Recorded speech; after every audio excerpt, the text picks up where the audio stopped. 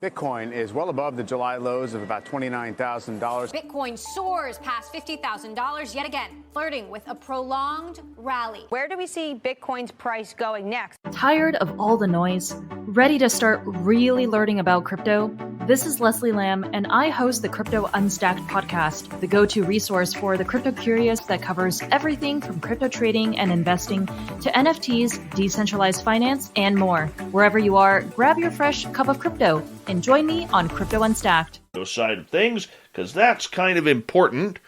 And who else do we have? Cedric Creech, welcome to our channel. Thank you for joining us. And Eric with a K here. We are his third favorite show, people. We are number 3. A good way to support this show, everyone, is to hit that subscribe button, ring that bell, follow us on social media. We'd greatly appreciate the love and support. If you want to wear our swag, just go to our website, spacedoutradio.com. We got it all there for you. Mennonite Abe and the gorgeous Kim Jellin, welcome back to the show. And we are about 30 seconds away from rocking this thing right out into the stratosphere. Thank you, Science Bob, for kicking off the Super Chat tonight. The Super Chat is a wonderful way to support what we do on this show on a nightly basis, so thank you so much for taking the time. We really do appreciate that. All right, guys, let's fire it up. We got about 15 seconds to go. I'm pumped up. I hope you guys are pumped up, too. I'm over my jitters, and we're going to make this happen. How embarrassing this is that Homer Hickam is seeing me get a little verklempt. Horns up. Let's rock.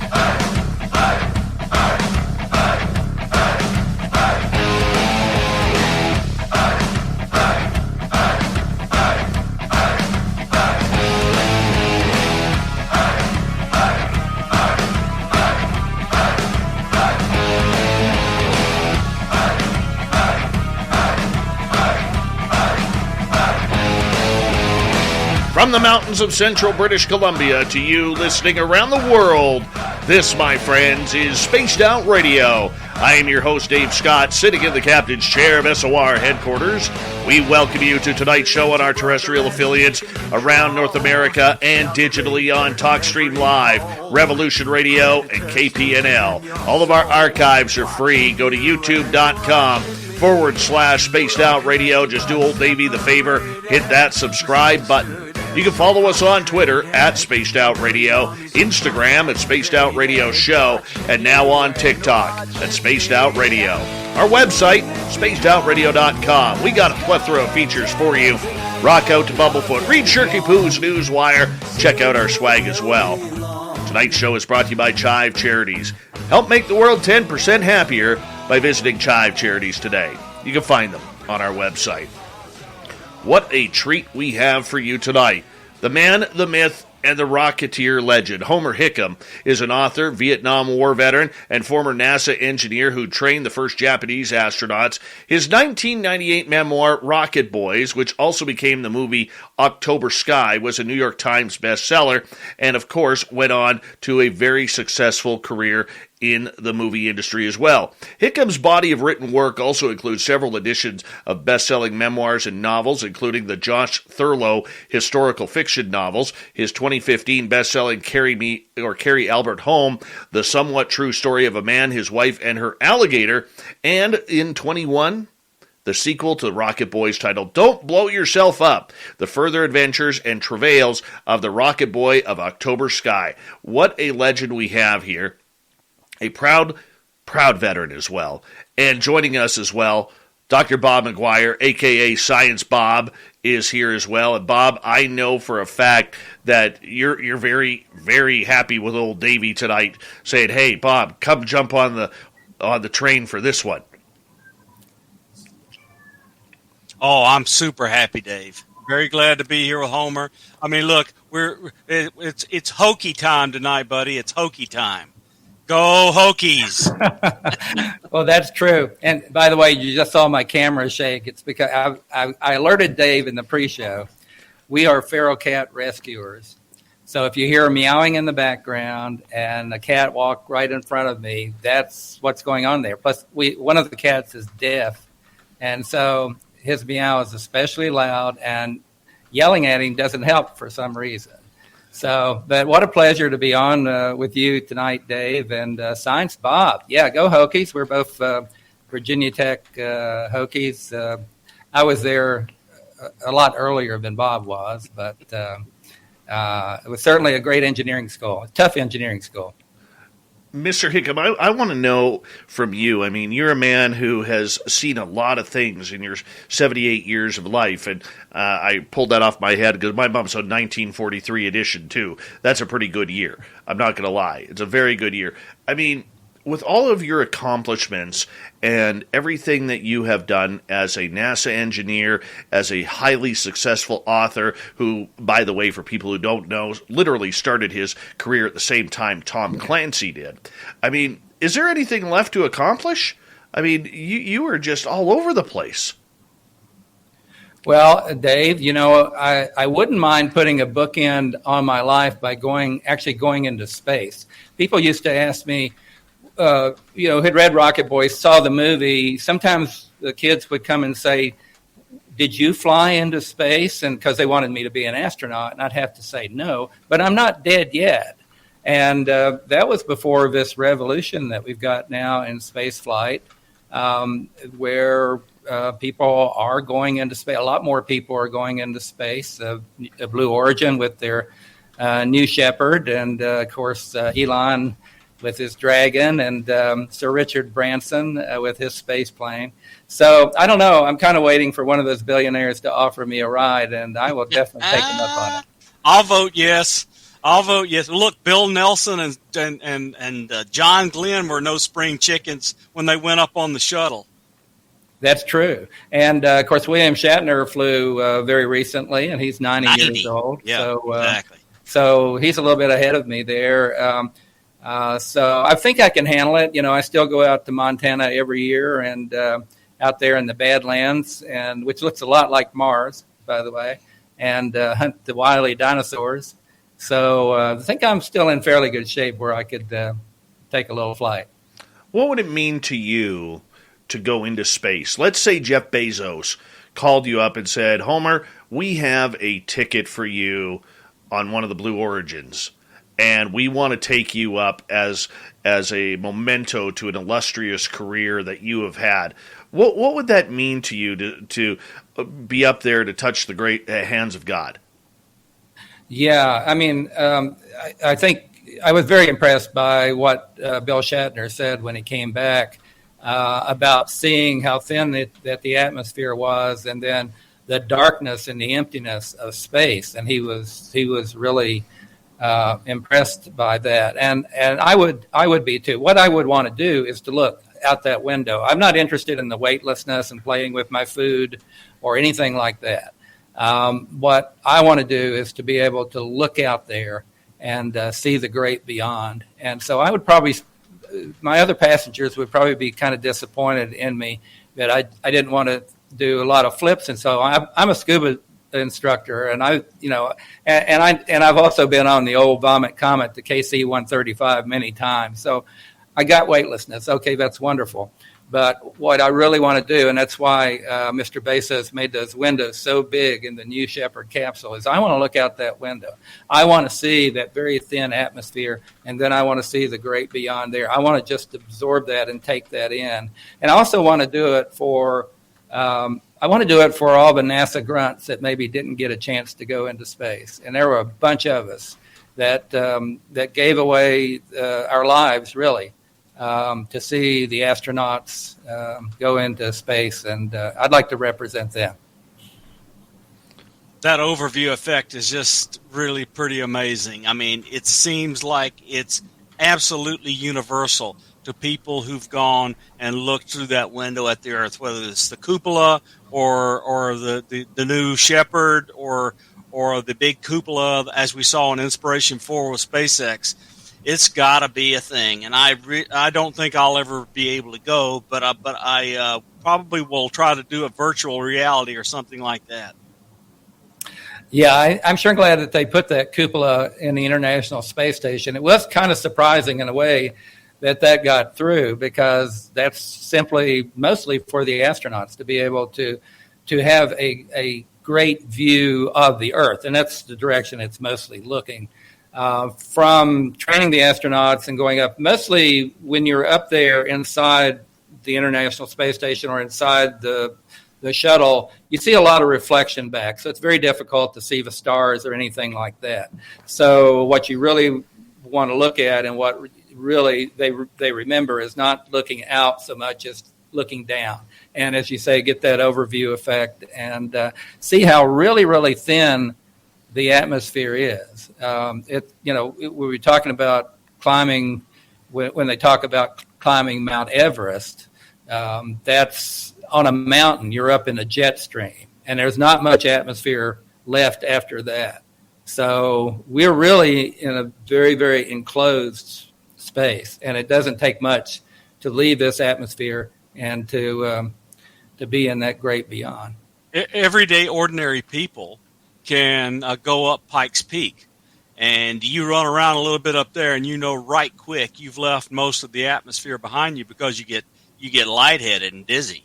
Yeah, well, I get that when I go out to Montana, and it's not that much higher than here in Huntsville, so I get that. Now, I did get to fly on the Concorde twice, and so I've seen the curvature of the Earth, and gone Mach 2, but there I am sitting with the champagne glass in my hand, watching the Mach meter count up and looking out the tiny little portholes that it had and seeing the curvature of the Earth. That was a thrill, and I thought that would be, the highest altitude I would ever get. And so who knows what will happen.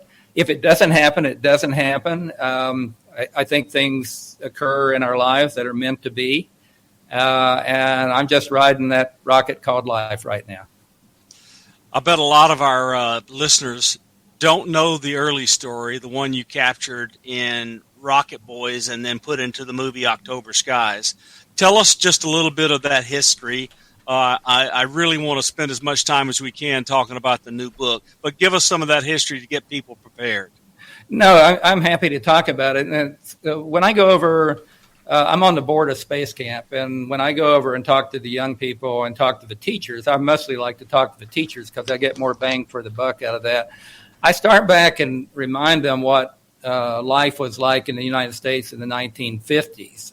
And you can't really understand our movement into space without really understanding the Cold War, because that is what precipitated it. That and the technology that came out of World War II with the A4/V2, that the Von Braun team. In the 1950s, it's represented these days as the golden age of rock and roll and happy days, right? But in fact, it could be a pretty scary time. The Russians and the United States were armed to the teeth with nuclear weapons that were aimed at each other. We had bombers in the air all the time, orbiting with nuclear weapons in them. We had crews ready to go at a moment's notice to fly across the North Pole to the Soviet Union and drop bombs on them, and they had bombers ready to do that. And then this idea of building these intercontinental ballistic missiles started, which were unstoppable. So it was a very scary time. And but you know what? It was not only the golden age of rock and roll, it was also the golden age of science fiction. And so I was one of many, many, many young people at that time who were raised on Isaac Asimov and Heinlein and Arthur C. Clarke. So in a wonderful way, we were primed without realizing it for what was about to happen. And that was when the Russians, our big enemy, our big scary enemy, launched the world's first Earth satellite. And it was like the Russian bear took a great big sledgehammer and hit Uncle Sugar right between the eyes. It scared everybody to death. It wasn't like you look back on it now, this wonderful scientific achievement. It was a very, very scary time. But even though the Eisenhower administration tried to keep it low-key, they were really freaking out. A lot of Americans were really freaking out about this ball that was going around every 90 minutes and crossing over the United States many times every day. We young people, most of the young people, I think, who had read all this science fiction growing up were really enamored by this. And we never thought that would happen in our lifetime. We never thought that there would be instruments in space, and we certainly never thought that there would be people in space in our lifetime. That was way on down the road. And so when it did happen, a lot of us were enamored by this and impressed by this and somehow wanted to be part of that. And I was one of them because I was a science fiction reader. And when I heard that this thing everybody was talking about, Sputnik, was going to fly over the little coal town where I live, Coalwood, West Virginia, I told my mom I was going to go watch it fly over. And she told the neighbor lady who told the neighbor lady who told the neighbor lady. And I think the message got kind of mixed up. And a lot of people in Coalwood thought they could only see Sputnik from my backyard. And so that night, my dad, who was the mine superintendent, came out and said, Elsie, that was my mom's name, Elsie, why are all these people in our backyard? And they said, well, they've come to help Sonny, as I was known then, watch Sputnik fly over. And Dad said, well, they can all just go home because I don't believe that President Eisenhower would never allow anything for Russia to fly over West Virginia. Well, Eisenhower, unfortunately, was not in charge of laws of physics, and Sputnik did show up. And I was totally, utterly impressed by this. I'd never seen anything like it before. And you got to remember, back then, and still today, where I lived, McDowell County was a really, really dark place. Bob, if you want a really, really dark place to look at the stars, McDowell County, West Virginia, where I grew up, it's a coal sack, if you will. And so we could see this satellite very, very clearly. And I was totally, utterly impressed, enough that I definitely wanted to be part of this. And that's why I told my parents around the kitchen table one night, I'm going to build a rocket, because that's the only way I could figure out how to be part of this. And my dad, he never paid much attention to anything I was saying. He loved the firstborn, Jim. He was the perfect son. I was kind of the emergency backup kid, if you will. And but my mom took a long look at me and she said, well, don't blow yourself up. And so to my mind, that gave me permission to start this, what took place over 3 years, gathering in 5 other boys, including the prototypical nerd of all time, Quentin Wilson, who was a genius, an absolute genius. And we ended up building some really sophisticated rockets and going off to the National Science Fair and coming back with gold and silver medals. So that's kind of the crux of the story. It's a great story. So do you feel that October Skies, the movie, portrayed the quiet nature of your father correctly, and did it portray your relationship correctly, or was it overblown for the movies? Well, no, I mean, Chris Cooper did a fantastic job, and I think, I'm very careful about saying, well, this happened and that happened or didn't happen, compared to the real story and what's in the book and what's in the movie, because the movie tells a really, really super story. But it's a different art form from a book, from a memoir, and it can't bring in all of the different things that happened and why they happened and so on. I think it tells a very, very good story. I think Chris Cooper did a really, really good job of capturing my dad. He's a consummate actor, and he talked to me quite a bit about my dad and tried to. Within the confines of an hour-and-a-half movie and the script, to bring in the worries that my dad had to contend with at that time, while contending with this all of a sudden second son who was doing things just that were totally different from anything that he'd ever known, and definitely anything that had ever happened in a little town like Coalwood.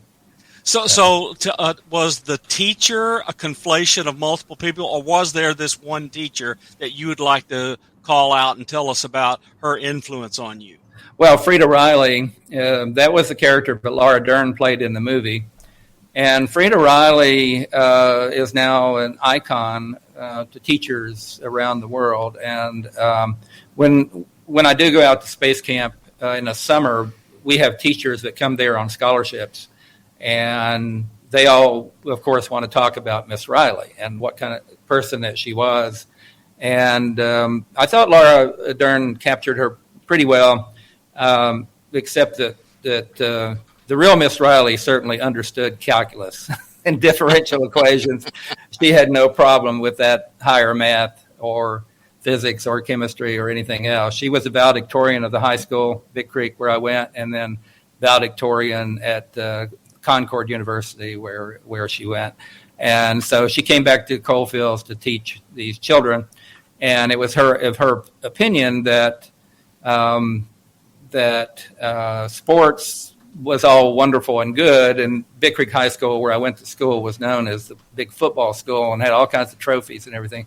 But she thought that there ought to be something in that trophy case that the other boys and girls, the one that were interested in math and science and studies, should have some sort of award in there too. And that's why she encouraged us. I was reluctant, but she encouraged us to go to the science fair. So we really went to the science fairs for our Miss Riley, who came down with Hodgkin's disease during all of this. And at that time, Hodgkin's disease was not curable. And she knew that her time on this earth was going to be, unfortunately, cut short. But she loved her Rocket Boys. And ultimately, what we did in terms of the science fairs was definitely for her. There you go. That's terrific. So I had 3 great teachers. They really changed my life. I was in a town of 1,500 people in southwest Alabama, where it's also coal black every night, and except that down there it's pine trees and not coal.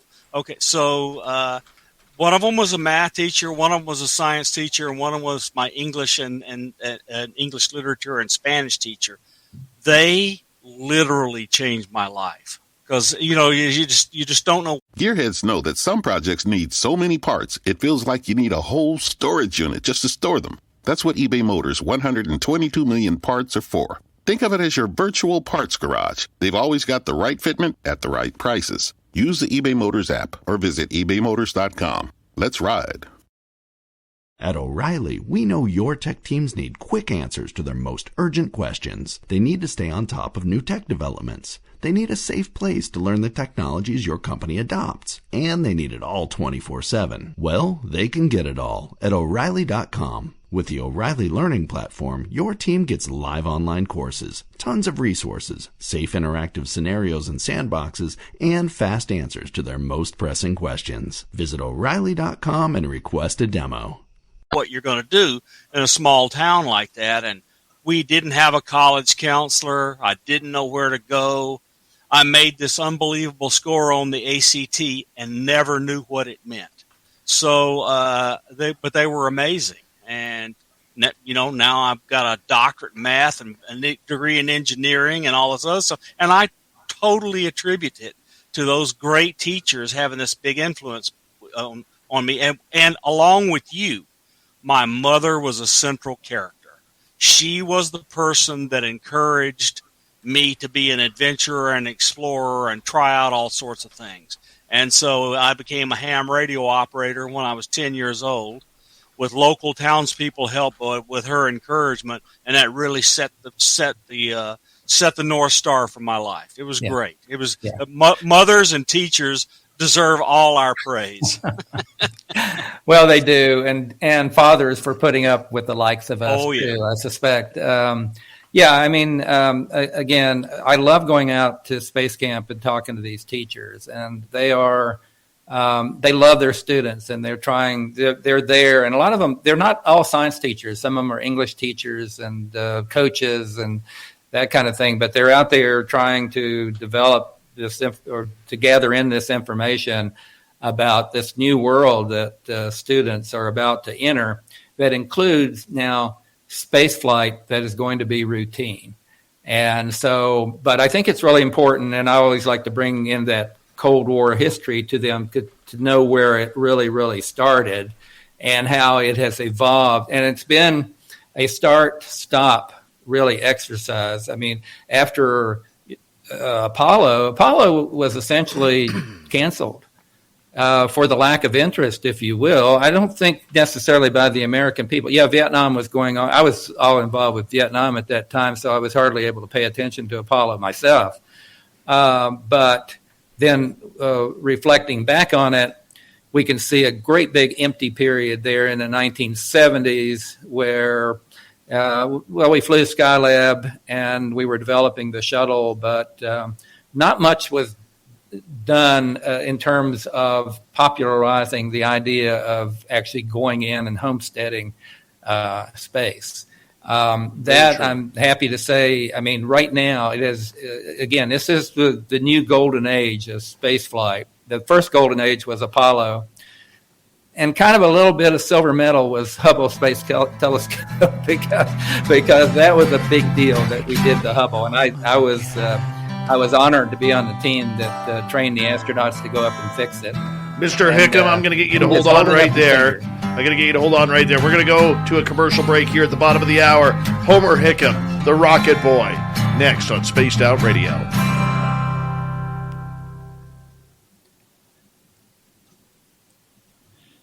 Sorry about that, sir. No, we're going to have fun tonight.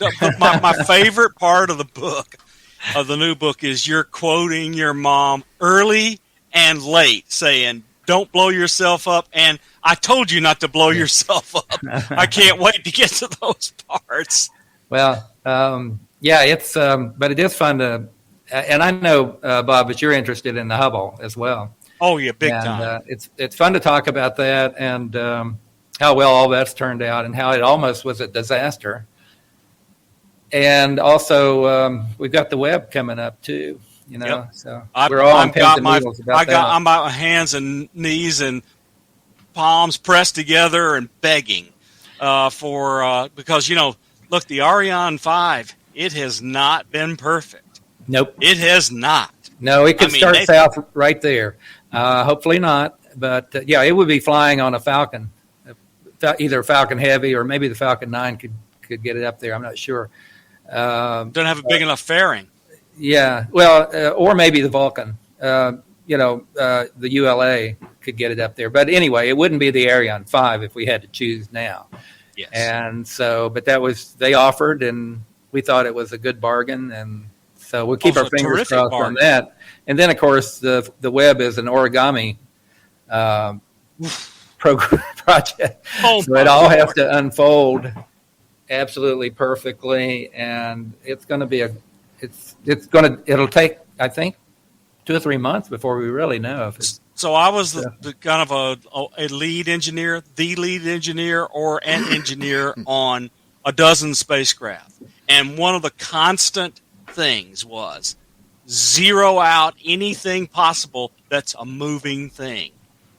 If you're going to make something move, try to get rid of it. And they've got 350 things that have to move and work perfectly, or nothing works. Yeah, it's crazy. Yeah, it's going well. I know engineers here at Marshall Space Flight Center who started as coming in their first year, started working the web, and now they're retiring just as the web is starting to fly. If that gives you an idea of how long they've been building. We wouldn't build it the same now, of course. We'd probably build a lot of smaller telescopes all by themselves and kind of cluster them out there. Absolutely. Don't mind my silence here. I'm just enamored right now listening to you guys chat. We could have a smaller telescope for each one of those mirrors and concentrate them. How do I know that? Because Hawkeye 360 takes radio satellites, and we've concentrated multiple of them together in a cluster, and we have this like humongous effective antenna because of the way we've done it with small spacecraft conglomerated together. And the same thing would work, except with light it would be coherent. I mean, it's just amazing. I mean, if they pull it off, it will be amazing. The next one that they do will not be this big. No. It won't need to be this big. Or maybe we'll put it on the backside of the moon.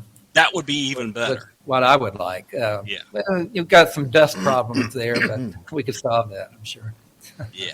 Amazing listening to you guys right now. Amazing. I'm loving it. It's just what is possible right now, Dave, is just amazing with all this lift capability that we have now, and the probability of success with these new rockets coming out. And I hope we don't squander it. And I hope that because if I had to put us in historical context right now, I think we're between Columbus and Cortez. But we got to get, we've got to get there where space really starts paying off. Yeah, I think if a Starship were available, they could easily lift James Webb all the way to its destination, assembled.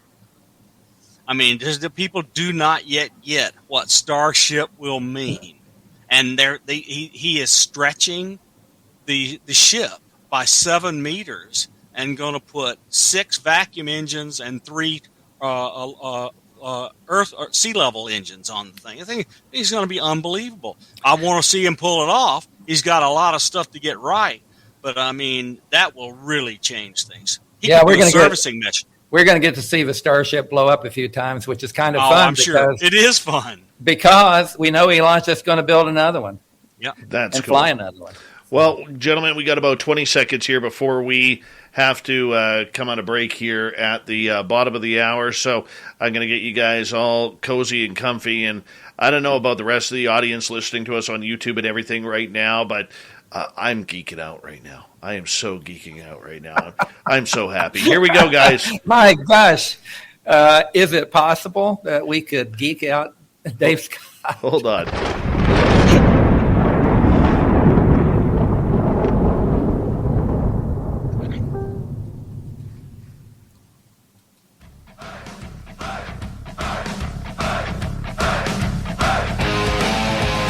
Second half hour of Spaced Out Radio is now underway. My name is Dave Scott. Thank you so much for taking the time to join us. We really do appreciate it. Want to remind you that if you've missed portions of this show or others, check out our free archives at youtube.com/Spaced Out Radio. Do me the favor, hit that subscribe button. Our website, spacedoutradio.com. We have a plethora of features for you. Rock out to Bumblefoot, read Shirky Poo's Newswire, check out our swag as well. Follow us on Twitter at Spaced Out Radio, Instagram at Spaced Out Radio Show, and now on TikTok at Spaced Out Radio. We continue on tonight. Homer Hickam is here, successful author. He is formerly of NASA, the Rocket Man, and the Rocket Boy. Well, now he's the Rocket Man. Science Bob is with us as well because, well, you know, this is his dream come true to talk with Homer Hickam as well. Gentlemen, welcome back. And Mr. Hickam, I want to start with you on this one, if you don't mind, because in our pre-show, I always do a phone call.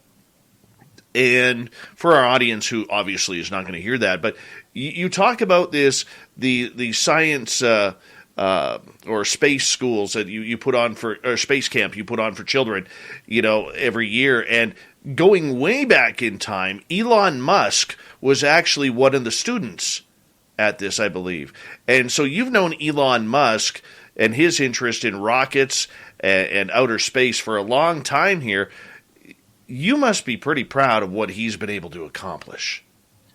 Oh, my gosh. Elon is my hero. No question about it. It's just amazing what he has done with the SpaceX company and Tesla and all the other companies that he runs. So, yeah, I mean, Elon's pretty amazing. Just to give you, though, some quick context about Space Camp. Space Camp was the brainchild of Wernher von Braun, actually. That's why it's here in Huntsville, Alabama. And so he thought he was sending his daughters off to majorette camp and cheerleading camp, and he thought, why isn't there a space camp? So that's how all that started, and it's called, actually, the official title is U.S. Space and Rocket Center. And they have Space Camp and Space Academy and Aviation Challenge, and so it has turned out, I think, almost a dozen astronauts now. Mr. Isaacman, who paid for the Inspiration 4 flight, is a Aviation Challenge Space Camp graduate. So it's really doing some great work. Now, how I met Elon actually was he came to Adult Space Camp, which we also have here. And he had just sold PayPal. And so he had a lot of money in his pocket, and he was thinking about having a space company. And so he came to Space Camp to learn what he could learn. And there is a lot to learn here. He had already gone over to Russia, I think, and asked them to buy one of their rockets, and they laughed at him, which he didn't like very much. They're not laughing at him right now, I can tell you that. But I remember meeting Elon and talking to him, and he obviously was a very impressive young man. Already was if not a billionaire, close to it, which he was about to spend most of it on his SpaceX and Tesla company. But yeah, I was very impressed by him and a lot of the folks over there. Elon was also an intern.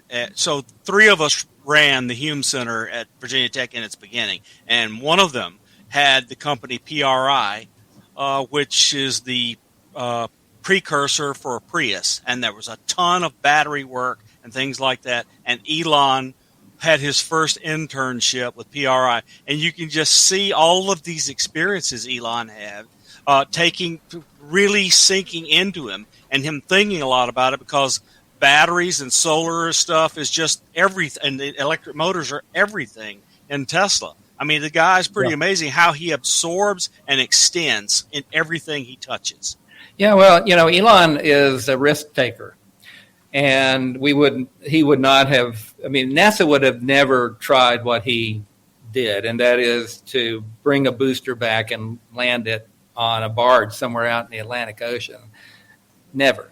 Not that NASA couldn't have done it. It just is not to have a bunch of failures for NASA right now is not anything that a federal agency wants to have happen to them. And that's what we would have to do. We would have to see a lot of crashes and burning and so on. And that's, NASA's become very conservative over the years. They're not the same organization that they were back during the Apollo days. And that's inevitable for any organization. When they start out young and fresh, and, they can do a lot of things. And they did blow up a bunch of rockets getting people to the moon and making a lot of mistakes. But they're very afraid to make a mistake now. We shall see how the new Artemis program works out to go back to the moon.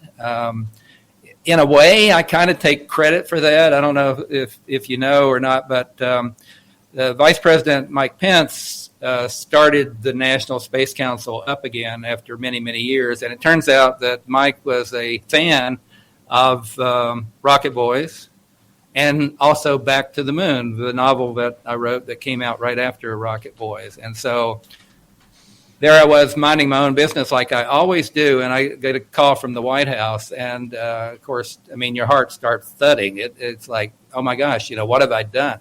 And so it turned out to be Mr. Pence, who said he was starting the National Space Council up, and he was going to put me on the advisory group to that. And what did I think that United States should do? And I said, like I told, if you have read Rocket Boys, I met Senator John F. Kennedy, and he asked me the same question, and I said, I think we should go up to the moon and mine the blame thing. And that's what I told Mike Pence. I think we should go up to the moon and mine the blame thing. So that next thing I know, he's at the 50th anniversary of Apollo 11 here in Huntsville at the Space and Rocket Center, and he announces we're going to go back to the moon. And that became the Artemis program. Now, the way it's being designed, I don't know if it's going to be successful, the way it's designed. Right now, we shall see. I'm just happy that they've got the moon as the destination, and we'll see how it all works out. I think Jim Bridenstine he was a bit surprising to me, given he was a firebrand congressman. But when he changed stripes and became a NASA administrator, he really shone. He shone like a bright light bulb. It was pretty. He doesn't get enough credit, I think, for all he did. No, I agree. It doesn't hurt really to have a politician in being the NASA administrator, because ultimately the NASA administrator is not designing the rockets or designing the space flight or the telescope or anything else. What the NASA administrator is doing is being friends with Congress and the president and bringing in the funding, and then taking that funding and properly spending it to have this country maintain leadership in space. And Jim did a great job of that. And I think Bill's doing a pretty good job too. Again, we'll see how Artemis works out. I'm not a big fan, frankly, of its design. But as long as the destination remains the moon, let's go to the moon, let's mind the blame thing, let's live up there, then I'm pretty happy. It's going to work out. And now Elon's involved with the human landing system. It's basically the Starship. And so I see just really, really great things coming out of Artemis and out of all the programs that are going on right now. I want to change. I want to change subjects here for a quick second, because it wouldn't be Spaced Out Radio if we didn't ask you a few questions of the woo, Mr. Hickam. So I'm going to ask you, with all of this new interest in space and what we see happening out of the Pentagon and everything, have you ever experienced anything to do with unidentified aerial phenomena, number one? But number two, what do you think of all this hype regarding UAP? Yeah, I mean, first place, just changing the acronym from UFO to UAP tells you a whole lot right there, doesn't it? It's just like, okay, the powers that be have decided that this is going to be a more serious topic to discuss. And so we're going to see that evolve over time. I have to tell you, my first experience with UFOs was when I was a young man in Colwood, West Virginia. I was actually a teenager. And again, why things happen when they happen, we don't always know. I was actually reading a book called, guess what, Project Blue Book, and which was the original Air Force program, and it's still called that, or there's still a program out there, but to study reports of UFOs that started mostly back in 1947 when discs were seen over the state of Washington.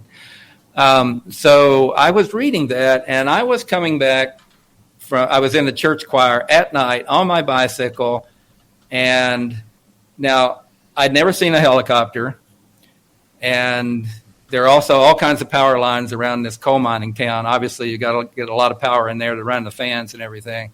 And these lights came swooping over the mountain right down in front of me, so close that I could actually see a structure underneath, cross-bracing, and then just disappeared. And that was my encounter with a UFO, no question about it. But I was reading Project Blue Book at the time, so maybe you can say, oh, well, he didn't really see anything. He was just so enamored. I wasn't that enamored by it. I was kind of interested. But, yes, so I saw something.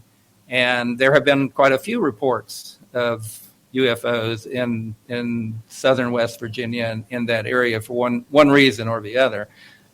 So there is something going on. There's no question that there is something, and whether it's another intelligence, I don't have the answer to that. I will say that in terms of aliens, or if such creatures exist and they've come here, I think they probably have a difficult time with our atmosphere, with our food, with everything else. I look at I've thought a lot about time and space, because I'm an avid amateur paleontologist, and I spent a lot of time out in Montana and hunting the dinosaur bones. And for instance, even those creatures in the Cretaceous 65 million years ago would have a very difficult time living today. The T-Rex would be out of breath in no time at all, because the oxygen content was so much higher in the atmosphere at that time. And just getting away from thinking about people coming here, then we think about, well, we're going to go to the stars and inhabit the planets. Well, those planets are going to have to be pretty specialized in order for us to do well there, because we've evolved over hundreds of millions of years to live at the time that we do, in the atmosphere that we do, and eat the food that we do, and enjoy this. At O'Reilly, we know your tech teams need quick answers to their most urgent questions. They need to stay on top of new tech developments. They need a safe place to learn the technologies your company adopts. And they need it all 24/7. Well, they can get it all at O'Reilly.com. With the O'Reilly Learning Platform, your team gets live online courses, tons of resources, safe interactive scenarios and sandboxes, and fast answers to their most pressing questions. Visit O'Reilly.com and request a demo. The Ford Mustang Mach-E, the F-150 Lightning, the E-Transit van, 3 of America's most iconic popular vehicles. They've been fully electrified, and they're making the revolutionary feel familiar.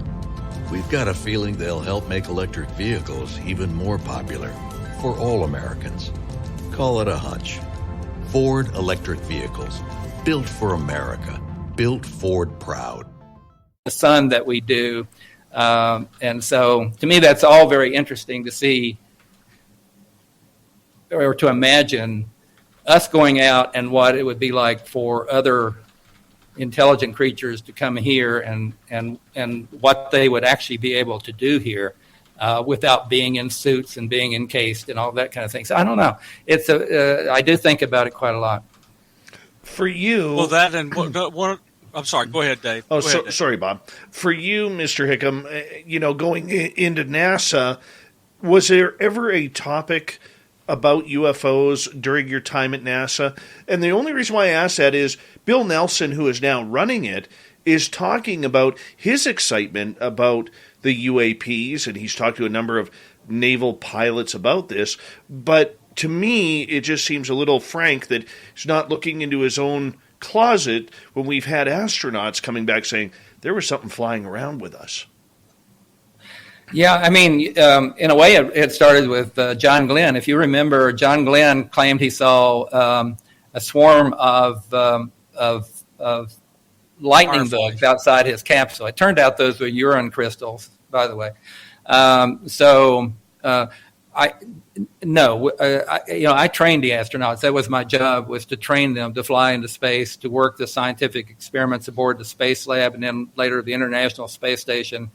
So I have to say that we were almost 1,000% involved with operations. In other words, you didn't want to screw this mission up. It was so expensive. The scientists whose experiments were flying on board these things, their entire careers were wrapped around these instruments, these experiments, or whatever they were. So the focus really, in a lot of ways, for the astronauts is inward, not outward. To work that experiment to make sure that it works. It's very rare that they really get a chance to look out, and I think they do that more on the International Space Station now. But again, when you're inside, there's a lot of glare, so it's very difficult to see outside. There's also a lot of debris out there floating around, and so lights are flashing and all that kind of thing. But I think we're now going to get into this golden age where we're going to be traveling beyond the low Earth orbit, and we're also going to be including astronauts that are not so totally immersed in operations, and we'll have more time to look out and contemplate what they're seeing out there, and maybe making some sort of contact with whatever may really be out there. But we've had a couple of astronauts, like Ed Mitchell, the Apollo astronaut, who was very enamored with the paranormal and the idea that there may be other intelligence that are coming to visit us, and Story Musgrave, for instance. So there's been some astronauts that look out, but for the most part, they're mostly very operations oriented. So no secrets. No secrets. I don't. Well, no. No. Honestly, I wish I could tell you that there was. I sent. You got to realize, none of us look up enough. But when I'm out in Montana and I'm out there hunting dinosaurs and it gets dark and I'm out there and the campfire has died down and I look up, I see a lot of things in the sky. Satellites are crossing over all the time. And so most of us never look up. We have evolved not to be looking up. The danger is in front of you or down below you. It's rarely up above. That's why we climb up in trees. We don't like things to be above us. We're not designed to look up. And so I think a lot of things happen in the skies that we never see, and a lot of things probably happen around the astronauts that they never saw either. I will ask you one more question, if you don't mind, then. I know Science Bob will take over. We've got about 6 minutes here. Do you believe that there is life out in the stars? And second part to that question, do you believe that maybe we have been visited? I think that, yes, I can't imagine that there wouldn't be life out there because there are just so many possibilities. There's so many stars and so many planets. It would be, I think the odds of not having life are vastly more than not having it. So But there's a problem. There's a problem not only with distance and there's time. I mean, Star Wars had it right. It may be civilizations on other planets and star systems have risen and fallen because time is so important. We're in a very, very, most of us only get 78 or 80 years to live, so we're a very, very narrow slice of time. And so yes, I think that there is other life out there, whether it's intelligent life that we will recognize. I mean, we haven't even recognized that the octopi are intelligent, but in fact that they are. So we're just now starting to recognize other life forms on Earth that are quite intelligent. So it's going to be interesting to see if we recognize what's out there. Have we been visited before? I think if we're being visited now, we certainly have been visited before. And there certainly seems to be evidence that there's something out there that we didn't make. And they're flying around in our skies. So, yes, absolutely. I think we've been visited before. Science Bob, we've got 4.5 minutes. Go ahead. Yeah, so how surprised were you, Homer, with the content of the UAP amendment to the National Defense Authorization Act? That was pretty startling to see all that stuff actually make it in. Yeah, I always like to peel the onion on back on any kind of legislation like that, and where I'm a little bit suspicious of it. Why exactly? I mean, we're getting Space Force is starting now too. So Space Force, frankly, didn't make a lot of sense to me. The Air Force could handle that. Why do we suddenly need Space Force? Well, Republicans and Democrats lined up and went, "Yep, we need it." So what do they know? So yeah, that's interesting to me. And but getting back, a little bit to about NASA and what's in NASA's closet. NASA is a tiny, tiny, tiny agency compared to the Department of Defense. NASA depends on the Department of Defense for a lot of things, like what's in orbit. NASA doesn't know, but the Department of Defense certainly knows what's going on in orbit and all the little pieces down to the glove that some astronaut lost. So if there are aliens in the closet, it's probably going to be in the DoD closet, not in the NASA closet. Yep. Yeah, it'd be very interesting. So I want to talk to you a bit. So tell me, before we start carving it up, what was the overall inspiration for starting the new book? Of the new book?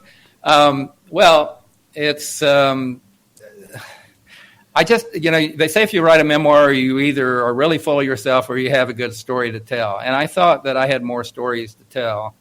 But I did, when Rocket Boys came out, it was such a big success. I did write a couple of what I call equals, which were another book about the Rocket Boys, and then the year when I worked for my dad in the coal mine, but not what happened afterwards, because I really didn't want to get in the way of almost the myth that was building up around the Rocket, very positive myth around the Rocket Boys. That was great. But I think enough time has passed now. And I've been encouraged over the years by a number of people who wanted to know more. What really happened to that boy after that final scene in the movie and also in the book where the father and son get together and launch that last great big rocket? What really happened to that boy after that? And so I thought it was time to tell that story. And I wanted to tell about, of course, about building that big cannon at Virginia Tech. And I thought it was important also that I write in my own inimitable style the way I experienced Vietnam and the combat there, and then everything that ultimately led up to working for NASA and the wonderful experiences that I had there about working with the first Japanese astronauts living over there for a couple of years, working on the Hubble Space Telescope repair mission, which was a marvelous thing. Going inside the suit, actually, and underwater, and going through all the procedures before the astronauts came up, and then working with the Russians on the International Space Station, negotiating with them. So I had a lot of stories that I just kind of held back till I thought it was the right time to write it, and that's happened now. Okay, when we come back after the break, I'm going to start leading you through the book because I really want you to cover some of the fabulous stories about Virginia Tech and Vietnam and so forth. Because, Homer, I'm going to commit sacrilege in public like I did in private. This, to me, is my favorite of your books. I loved Rocket Boys so much, but I really like this one because, there was a lot of good things and some luck and so forth in getting you through high school and winning the Westinghouse or whatever it was. I think it was the Westinghouse. But anyway, and then going on to Virginia Tech, the struggles at Virginia Tech, those things we really want to tell people about. Young people often have imposter syndrome, and you describe it almost perfectly for when you went to Virginia Tech. Dave? All right, let's go to break here at the top of the hour. The legendary Homer Hickam is here tonight on Spaced Out Radio. You can find all of his books at any major bookstore, online. Rocket Boys, man, I am just so sitting back listening and loving this show tonight. Hour number 2 of Spaced Out Radio with Homer Hickam and Science Bob next on Spaced Out Radio.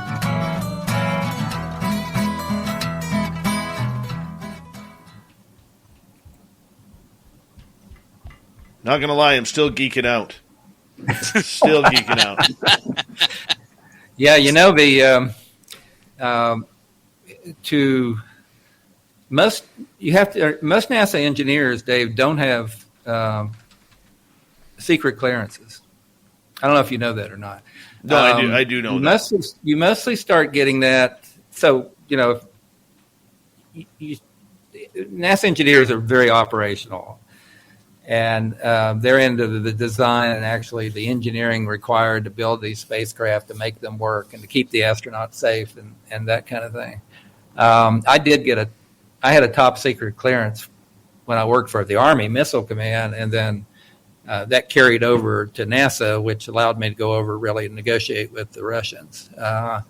But no, the really classified stuff typically happens with DOD, not with NASA. Where I would, the one thing I really can't talk about is when I worked at Dugway Proving Ground. Just remember, we're still live. I know, I hear you, and I'm not going to say, even in the book, I say, well, I went to work at Dugway Proving Ground, and I'm not going to tell you anything about it. I'm going to tell you about when I went to Brigham Young University and dated the Mormon girls. So yeah, I mean, I'm still there are some things that I just can't say. I hear you. I know. Thanks to Science Bob there, I have a one-page dossier of the Pentagon checking me out. That's my highlight to my claim to fame to all this spookiness. So I had TSSI and had it for 30-something years, and when Dave and I became friends and began calling each other like every other day or every day, I told him, look, Dave, the only way we can stay friends is I've got to turn your name in, and that you're a regular repeating contact, and they're going to dig. And I says, we can end the friendship or you can put up with that. And he decided to put up with it. I got excited. You know, He loved it. Yeah, I can't wait to cross the border because I haven't been able to cross the border since then. I can't wait to cross the border and just see if I get flagged because of it now. That's going to be kind of cool. Yeah, I mean, I hate that we can't go up to Canada, and it's tough not being able to travel around the world. Oh, tell me about it. Because that's what my wife and I love to do. You know, we love to travel. And we can still go to the Virgin Islands, although we have our house up for sale down there now, as long as we get a COVID test within 5 days of going down. But, yeah, I do feel a little bit restricted these days. Yeah, Omicron, I think, is not going to leave a single unvaccinated person alone. So it may not be as bad or it may be as bad, but everybody's going to get Omicron because it is unbelievably contagious. Well, I'm vaccinated, so am I. I'm fully. And I wash my hands. So do I. You know, one of the things I wear a mask in a crowd. One of the things that I learned early on when I Kathy Sullivan, astronaut Kathy Sullivan, kind of took me under her wing years ago when I wrote Torpedo Junction, and then later when Rocket Boys came out, and basically said, look, we're not, and I was not, typically used to being around a huge lot of people. I mean, yeah, there were gatherings and that kind of thing, 20, 30, 50 people, but not thousands of people. And so when I went out on book tour, I was shaking hands with thousands of people and all kinds of, young people clinging to me and breathing on me and sneezing on me. I got so sick. Bob. Oh, yeah. I did. Yeah. That first year, I was so sick. I caught everything.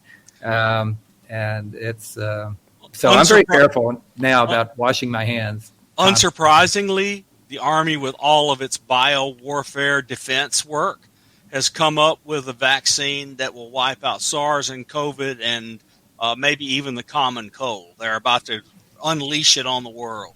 Wonderful. God bless the Army. Hey, Bob, just to change topics here for a quick second. Earlier today here right in the White Rock area, which overlooks Washington State, there was a UFO/USO that went in and out of the water that was witnessed. Nice. Yeah. Yeah, that's... well, you know that I've spent time on a submarine. Lots of people have seen those pictures.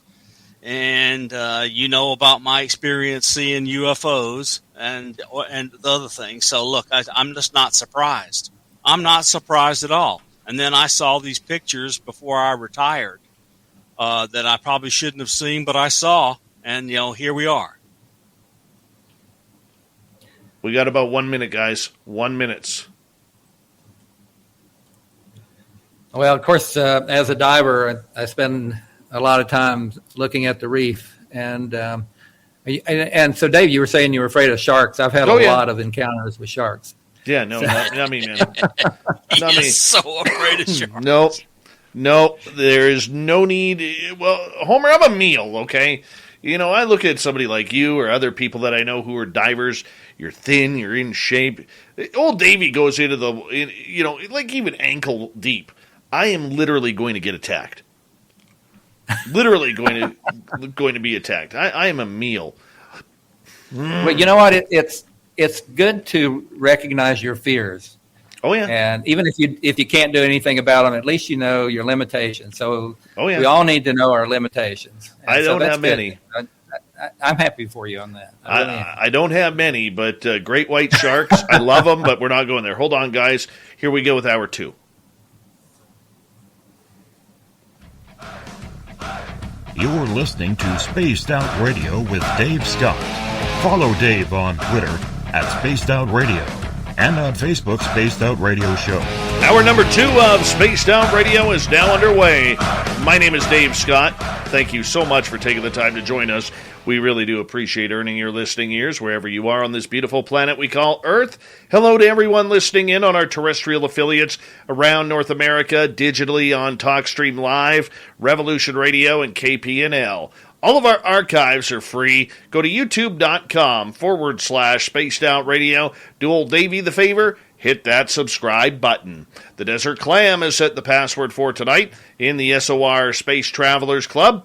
Hambo. Hambo is your password. Use it wisely, Space Travelers, as the Clam sets a password each and every night right here on Spaced Out Radio. Our website is spacedoutradio.com. We have a plethora of features for you, including rocking out to Bumblefoot, reading up on Shirky Poo's Newswire. Check out our swag as well. Follow us on Twitter at Spaced Out Radio, Instagram at Spaced Out Radio Show, and now on TikTok at Spaced Out Radio.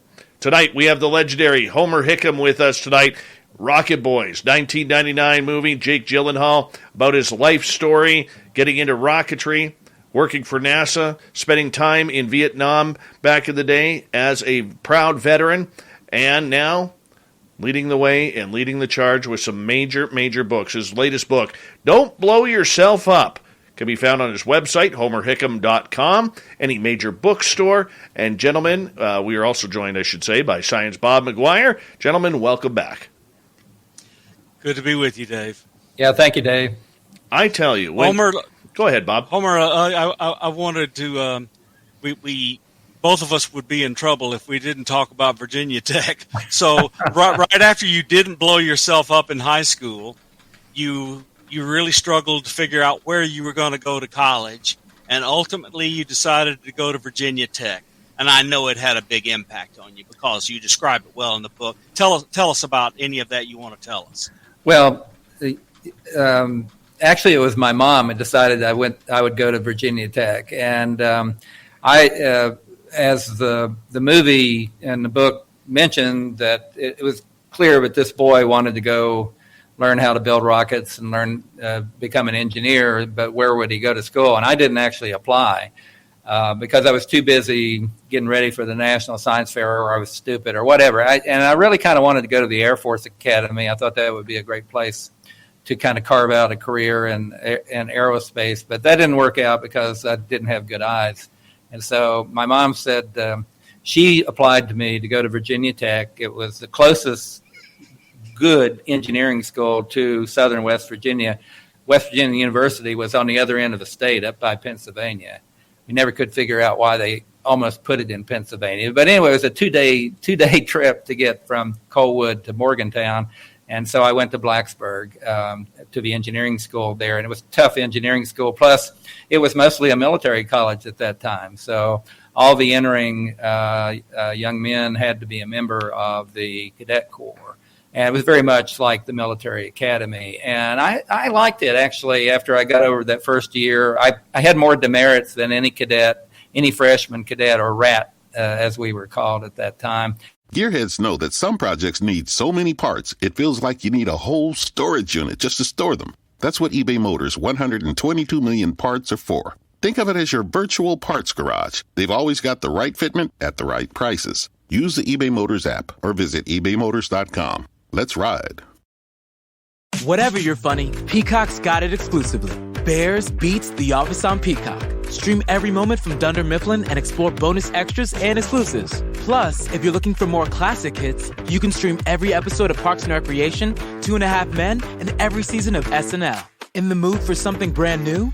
Check out Peacock's original comedies, The Amber Ruffin Show, and Saved by the Bell. Whether you're craving a new binge or familiar fave, you can find tons of comedy hits on Peacock. Get started for free at peacocktv.com.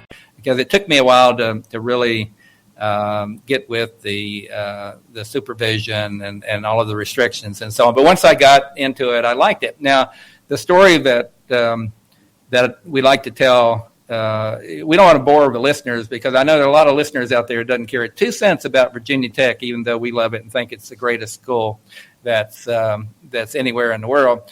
But what is interesting about it is that about my story there was that I ended up building this giant cannon while I was there. And the reason for that was that we used to play, our big rival used to be Virginia Military Institute, VMI. And so every Thanksgiving we played my brother had a scholarship at Virginia Tech too. He was there and he was on the football team. He wasn't in the cadet corps. He was on the football team. But so every Thanksgiving we would play Virginia Military Institute in football in Roanoke, Virginia, and they had a little cannon. They called it the Little John, and they would bring it out. And their cadet corps would go up in the stands, and we'd go up on the other side in the other stands, and they would fire their cannon, and then they had it all over us because we didn't have a cannon, and they would chant, "Where's your cannon? Where's your cannon?" And so one of the reasons I haven't told this story very much is it's very much like the Rocket Boys story in that I gathered in other boys, the cadets there at Virginia Tech, 3 other boys, and we decided that we were going to build our own cannon, and the administration did not like that idea. They did not support us in that idea, but we did it anyway. And we built this giant brass cannon, collected brass from all over, including my dad's coal mine. And I went over to the industrial. That's why I ended up in industrial engineering rather than aerospace, because the IE department could cast the mold that we needed for this cannon. And so we built this thing. And in 1960, we named it the Skipper after JFK because he was assassinated the same year that we built it. And he was the skipper of PT-109. So we built this giant cannon. I had no idea how to fire this thing. I knew that we weren't really capable to do what you really have to do, and that's to put black powder down the barrel and the wadding and all that. So I built these little bomblets out of squeeze bottle mustard and ketchup containers, and packed them full of gunpowder and put in a firecracker fuse in the top. So this was my idea to fire this cannon, and it worked. It actually worked. And so on the big day, 1963, VMI came in, they brought out their little cannon, they fired it, and they started chanting, "Where's your cannon? Where's your cannon?" And we hauled this giant cannon in, and I put the biggest charge it ever had because I didn't think, we tested it on the golf course, and I didn't think it was loud enough. And so I had like tripled the charge, and I had this massive charge. And so I threw that down the barrel. And I forgot we were in an enclosed stadium there in Roanoke, the Victory Stadium, and this shockwave went across the field, rippled up through the VMI Cadet Corps, and cracked the glass in the press box all the way on the other side of the field. And after my ears stopped ringing, I heard the chant behind me. Our Cadet Corps was going, "Here's our cannon, here's our cannon." And so I really expected everybody to come and just drag us off the field and throw us in prison, as we deserve probably.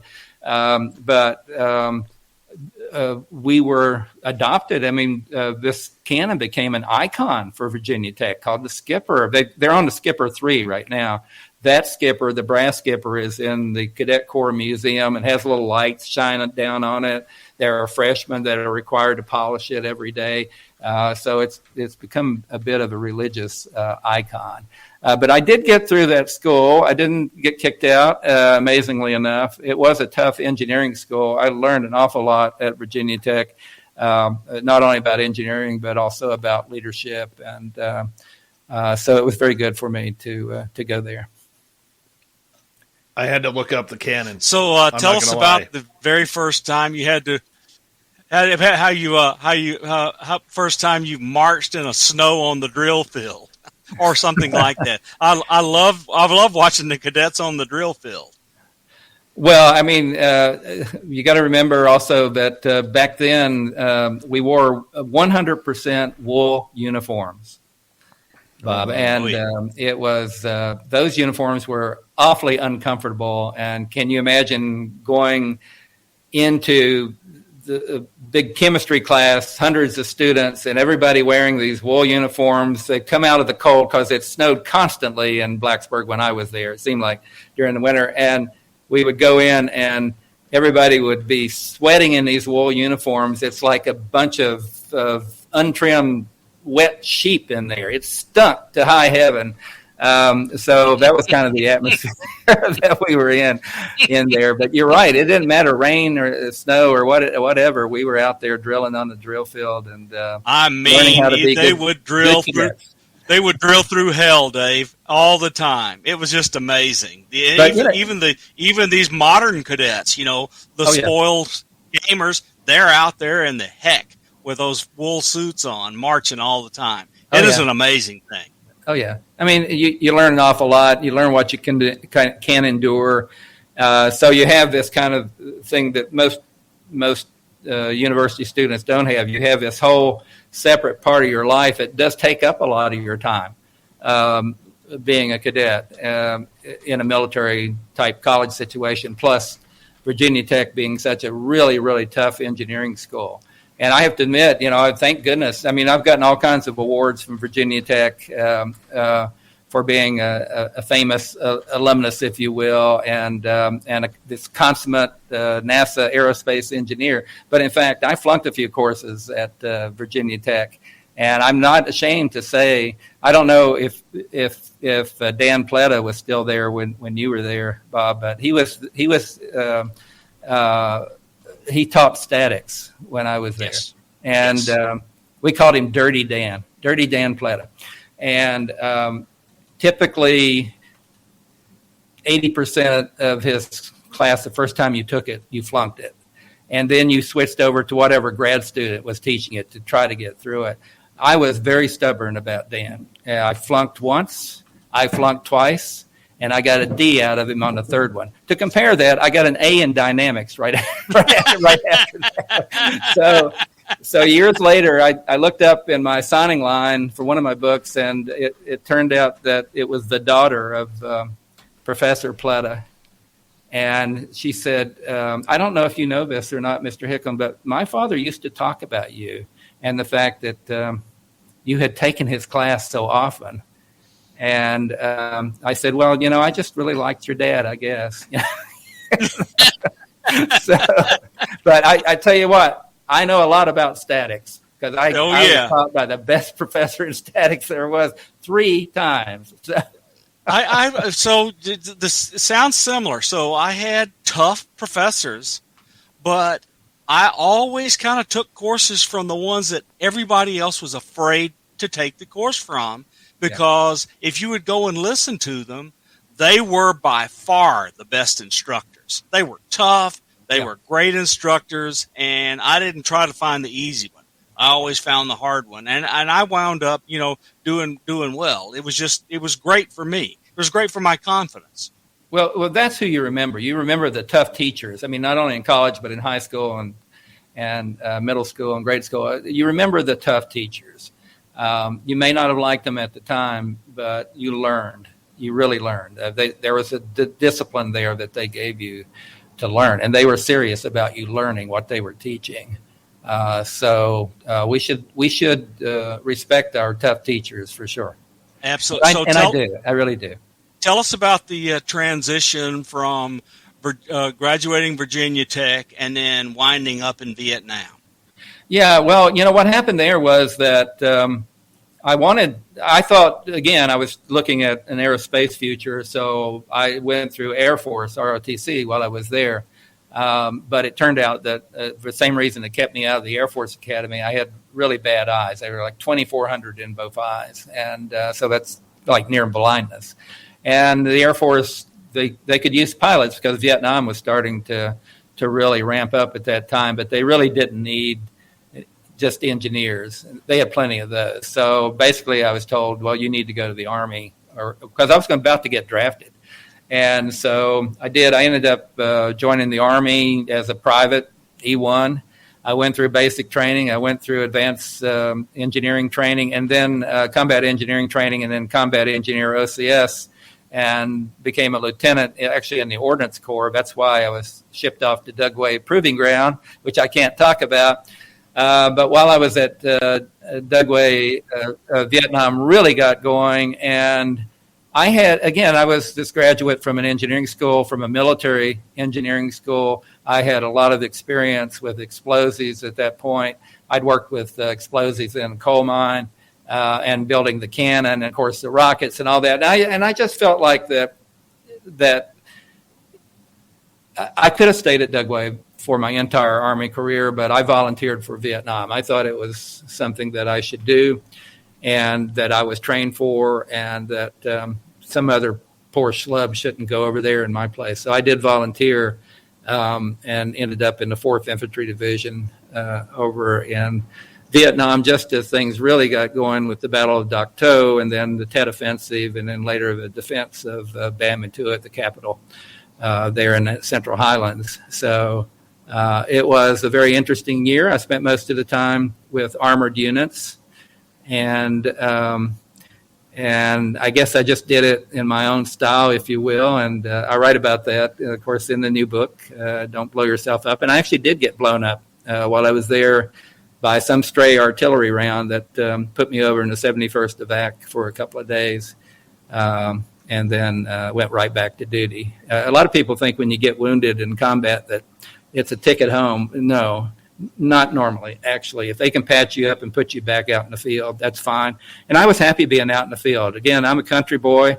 I didn't want to be on a base camp or a fire base. I preferred being out in the field, being on the road, being with the armored units. And I learned a lot over there, but I have to say that while I was in Vietnam, that I kind of got away really from the idea of working in the space flight business. When I came back, I wasn't sure what I wanted to do with my life, and NASA was winding down. A lot of people don't realize that even when I came back in late 1968, even though Apollo 11 hadn't flown, essentially it was over. They had already canceled the later flights in Apollo. They had already canceled the Saturn V. They were just going to use what was already in the inventory, and which was a real shame. But I did not see any place where I could go work in the space business, and I didn't really know that I wanted to anymore. And so Kismet being what it was, over the years after that, becoming a scuba instructor, I did end up working for the Army Missile Command. Ultimately, I gathered, whether I was aware of it or not, I started to gather in the knowledge base and the experience that NASA just happened to be looking for, Marshall Space Flight Center just happened to be looking for in 1981, just as the shuttle started to fly. And more importantly for my career, the Space Lab was a module that fit in the shuttle cargo bay, carried experiments from not just American scientists, but international scientists, just as I came and applied on a whim to NASA in 1981 when I was actually living over in Germany and working for the Army. They needed that particular mix of experience that I had and background that I had that they wanted me to come and work on and to help design the Space Lab. And so that's how I started my career with NASA. And then I did after a while, it all came cascading back, Bob and Dave, that I was just like that 14-year-old boy again. I was absolutely thrilled, to be working in the space business and meeting all these astronauts and working with them and later training them. And so that was just a kismet thing, if you will, but it was meant to be that I did work my way back somehow to be with NASA. Yeah, well, my intro to astronauts, and I knew Owen Garriott and Tony England and Ron Parise and several others, was my amateur radio career, working on radio that was carried on the space shuttle and radio that's in the International Space Station through my AMSAT activities, where I was one of the engineers inside of AMSAT for a long time. It's really heady. Owen was, I knew Owen very, very well. Owen, of course, flew on Skylab to begin with, but he did have a ham operator's license. And so he did have a ham rig that worked, I think it was called the SOR-X, that worked on SOR-X. in Space Lab 1. And so, and also I trained Ron Parise and Sam Durrance. I trained them to scuba dive, actually, and worked with them very closely on Astro 1 and 2. And so, yeah, those were great days. Space Lab, is a series of missions that are often overlooked these days. And I understand that. It was mostly very, very scientifically oriented. But Astro 1 and Astro 2 were like the first space telescopes that were up there and kind of paved the way ultimately for the Hubble. I think Space Lab, of course, paved the way and set the tone and paved the way for the International Space Station. I mean, absolutely. Come on, let's give you the kudos you deserve. Well, yeah, I mean, we started working. Space Lab was the first time where we really started bringing in internationals to our space program. So the principal investigators, it almost didn't matter where they were from. If they had a good experiment, and Space Lab was actually built over in Europe. It was a European space agency. We helped design it, but they built it over there. So it was a series of international missions, and I was very fortunate to be assigned to the very first mission that flew Japanese astronauts, and called Space Lab J. It flew on STS-47. So I ended up spending, if you added up all the months, over 2 years over in Japan, working with the first Japanese and not only the astronauts, but the Japanese engineers and managers and so on, and really getting to know them. And I have to say, in a lot of ways, they also reminded me of that teenage boy that I wrote about in Rocket Boys and was in October Sky, because they would ask me, why are you doing this? Do you have a passion for space? Can you explain that to us? Because we do, and we want to hear it. And so I started telling the story of building these rockets as a boy growing up, and they reminded me really of this grand adventure that I was part of. That maybe for those of us who get down into the nuts and bolts of building these things, these spacecraft and the operations and the experiments and so on, that sometimes we forget that we're part, and we should be thinking about that we're part of this grand design, this amazing adventure of actually moving into space and homesteading space and understanding what's out there. So the Japanese really brought that home to me. So I was very, very fortunate to work this Space Lab. And then because I had worked internationally, that's why I was assigned to go over to Russia and help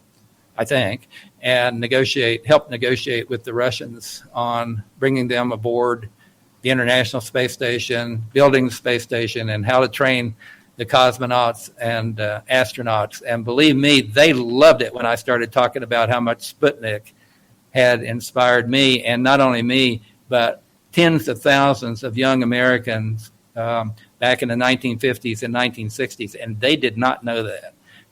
So I was able to make some really, really good friends with the same men who had actually launched Sputnik. It was a very interesting experience. That's great. Dave, take us out for this half hour? Yeah, we're going to go out here at the bottom of the hour. We go to break here on Spaced Out Radio. What a great night. Just a fantastic night of chat here on the mighty SOR, the legendary Homer Hickam. HomerHickam.com. You can find all of his books there. Of course, his newest one, Don't Blow Yourself Up, which can be found at any major bookstore as well. This is seriously library material for your own library. Science Bob is here as well. Listening to these two guys talk Virginia Tech and rockets, man, I don't know about you, but I am absolutely enjoying barely talking tonight because of these two. Spaced Out Radio continues right after this.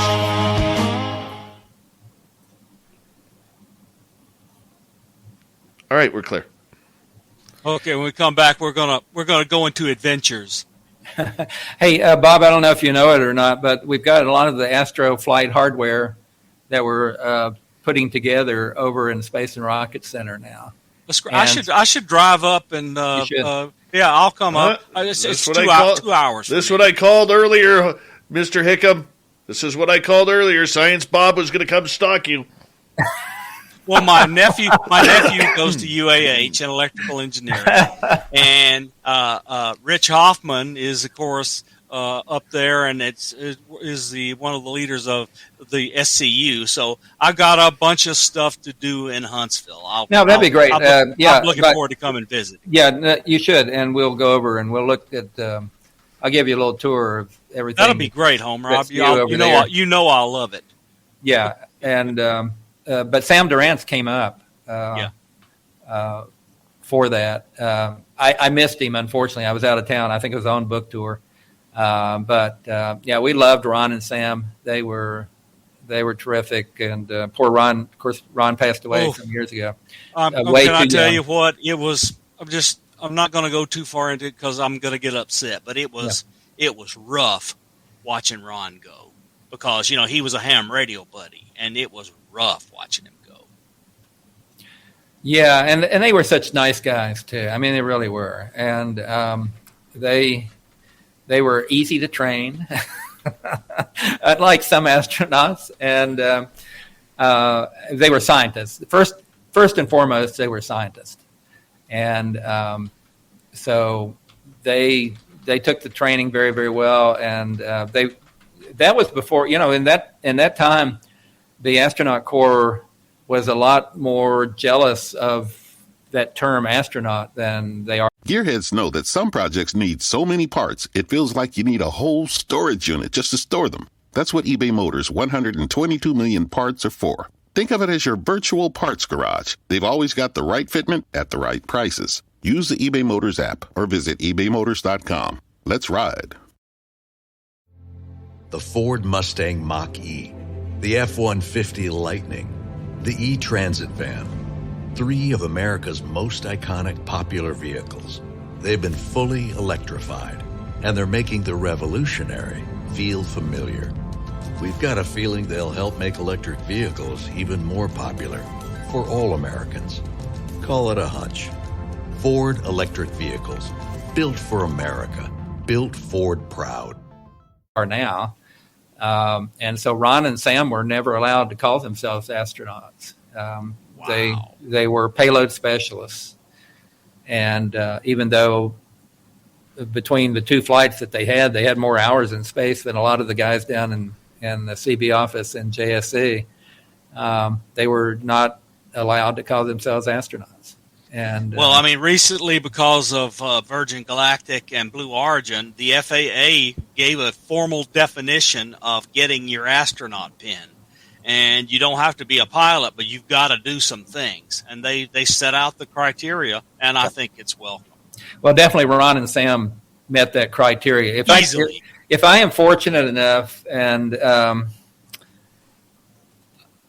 I hope that I am, to get at least a short trip into space, I would not call myself an astronaut because it does take more than just going up and back down. I think for that to embrace that term to yourself, I would call myself a very lucky man. Look, if you get to walk through the double yellow doors and walk down and get in a car and you go and do science while you're up there or something like that, I think you'd earned it. Well, I don't know. Is crying in space considered a scientific endeavor? I don't know. Maybe if they measure the salinity of your tears. And that's funny because I flew on the KC-135 a lot. Like I said, the bomb and comet, and we did have some of our flyers cry for various reasons. And do you know the tear ducts has pressure behind them? The tears actually will come out like that. It's pretty amazing. So you don't ever see astronauts crying, but it's interesting to see that. But actually, I was up there flying frogs. Yes, and I wrote about that a little bit. Yeah, the that's frog embryology experiment. Oh, yes, great. African clawed frogs. I love it. That was my fun. Goodness, I love this book so much, Homer. It's just awesome. Yeah, so Dave, African clawed frogs, you talk about aliens. They will kill anything and everything, including probably small children. They are these predator type frogs, but they were perfect for this experiment that we were having, and they kept them in these enclosed laboratories out in California, and the astronauts wanted to be trained to the last day, so I convinced them to let us have several African clawed frogs and promised that they would be well. And we lost one the very first night we had.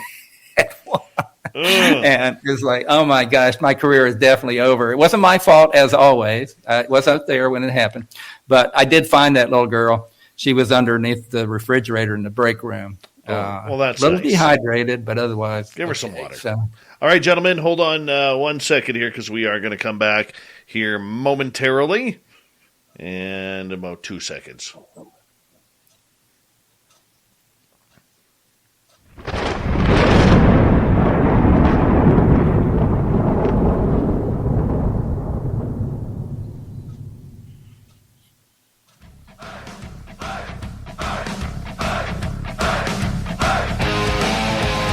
Second half hour, or second half of Spaced Out Radio is now underway. My name is Dave Scott. Thank you so much for taking the time to join us.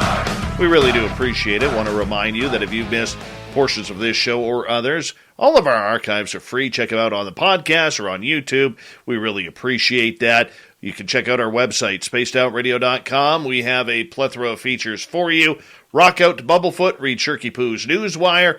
Check out our swag as well. Follow us on Twitter at Spaced Out Radio, Instagram at Spaced Out Radio Show, and now on TikTok at Spaced Out Radio. We continue on tonight with the legendary Homer Hickam. He's got a brand new book out called Don't Blow Yourself Up, The Further True Adventures and Travails of the Rocket Boy of October Sky. And, of course, it can be found at any major bookstore or on his website, homerhickam.com, and his fellow Virginia Tech alumni, Science Bob McGuire, hanging on out, talking rockets all night long. Mr. Hickam, I want to start with you on this one because you mentioned earlier in the show, and you mentioned in your book, how you trained astronauts for flight. You never got to go into space. You never qualified to be an astronaut, and I don't even know how that begins or ends. It's so way above my pay grade here. But I want to ask you, did you ever, when you were training these guys to go up in space, did you ever just feel that jealousy or that heartache that, you're like, damn it, I could do this. I want to do this. And yet here I am training these relative newbies who don't even know what the hell they're doing. And they're going to get the opportunity to live my dream. And I'm not going to be able to do that. I'd like to say no, but the truth is yes. I thought many, many times as I was training some young knucklehead how to do some experiment. Well, just let me go because I know everything about this experiment already. I can just go and do it. But in fact, the truth is, of course, they've had to go through a great deal of work just to be at the level. Most of them were PhDs. I did not have a PhD, and or they were test pilots and had a long aerospace background. So they were the type of young people that the astronaut office felt that they needed to fly into space, and not somebody like me at that point. So I never applied to be an astronaut. I was not perfectly, but pretty much happy training them. And also, again, I was a scuba instructor. I had a number of lives going on. I was diving on these shipwrecks and writing about it and working on my literary career. So I had plenty going on in my life. But, yeah, sometimes I just wish that I could have, find a little slot in the middeck there in one of the lockers, just kind of crawl in there and do that. But I have to say that I did get a lot of very, very positive feedback. The fact that my crews did go into orbit, they did perform the science experiments, which were very, very important. We talked about earlier. Some of these experiments, if they didn't work, then these scientists who had designed these experiments, their whole career was down to tubes, if you will. They had to work. and these astronauts had to know the science background, had to know how to operate these things, and again in a very difficult situation that we couldn't necessarily emulate that well on Earth, in that we can't, except for underwater in the spacesuit, the EMU suit, you can't emulate what it's going to be like in a weightless environment. You can come close and do a lot of things, like we would have special chairs for them to sit on, like that would maybe kind of emulate their posture while they were maybe working in a glove box and that kind of thing. So again, it just wasn't an easy life to be an astronaut. It's very, very competitive. A lot of times they had to wait years and years and years before they even got assigned to a mission, and so they rode the desk an awful lot. Where I was working constantly, going out to principal investigator sites, the scientists, the PIs as they were called, and working with them, working very closely, getting to go to Japan and Russia and Germany and everywhere else. So I don't think I would have traded my career for theirs, but yes, I would have happily gone with them if I could. Well, you mentioned one of the to me the more fascinating sectors of partitions in the new book. I was utterly ignorant about what a serious scuba diver you were and so forth, and you had lots of adventures. Tell us how you got into that, and then describe some of these wreck diving adventures and anything else you want to tell us. Well, yeah, and I can also talk a little bit about the instructor that mentored me.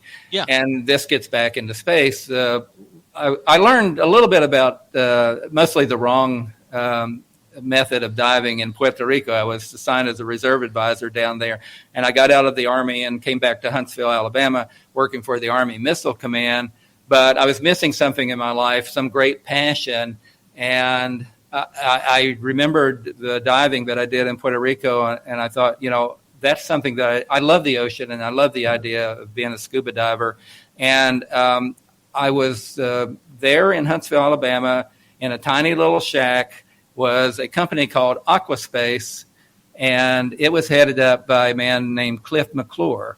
And Cliff McClure was one of the original man-high pilots. Now, as we know, the first astronauts were the Mercury astronauts, the Mercury 7, but were they? In fact, there was another program before Mercury called Man-High, and Man-High was where these test pilots went inside gondolas that were almost shaped like the Mercury capsule, and Mercury capsule was very influenced by these gondolas that under balloons that took them up to 100,000 feet or more. And Cliff McClure was one of those man-high pilots. So Cliff taught me to be a scuba diver and a scuba instructor. He taught me not only the proper way to dive, but also all the technical stuff that was behind it, Boyle's law, pressure and volume vary inversely, all the compressed gas laws, everything, the decompression requirements and so on. So he gave me really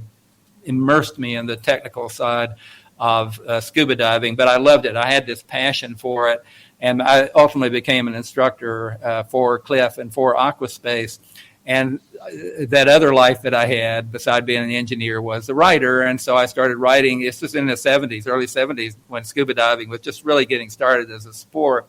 I started writing about my adventures scuba diving down in Honduras and also diving on wrecks. So I kind of became known as this writer who could write about shipwrecks and do all the history of whatever ship he was diving on. And that's when I found out about the German U-boat 352 up off North Carolina that had been discovered 30 miles off of Hatteras. And why was it there? And I was one of the first divers who dived on it, 110 feet of water, Type 7C U-boat. And when I looked in the conning tower, what I thought was a bowl I picked up, and it was a human skull. And I realized at that moment that something had happened that I didn't know anything about, and I really wanted to know. And that ultimately led me into research over a 15-year period, the great battle that happened off the East Coast during World War II. And that was the book that ultimately was called Torpedo Junction. So I had that side to my life that was going on. But also when I started working for NASA, I had all of this background in diving and knew all of this, the engineering behind diving equipment and so on. And so NASA was very interested in me working also in the neutral buoyancy simulator, which was at Marshall. And that was a 40 feet deep, 75 feet across tank of water that actually Werner von Braun had snuck by Congress to build. And there I worked as a safety diver, utility diver, whatever was needed, and also inside the extravehicular mobility unit EMU suit as well. And all of us were engineers that worked in the tank at that time. We were all volunteer engineers who did this when we could get away from our other jobs or really needed for a mission. So we were engineers actually working with the astronauts, and that really came in handy. And also very familiar with EMU suits and working with foot restraints and tethers and all that kind of thing, which really came in handy when the Hubble Space Telescope was launched, and it was discerned that it had a spherical aberration in a mirror, and it would have to go up and be fixed. And that was probably one of the lowest ebbs for NASA at that time. Jay Leno called it the Hubble Space Paperweight. And NASA's future just was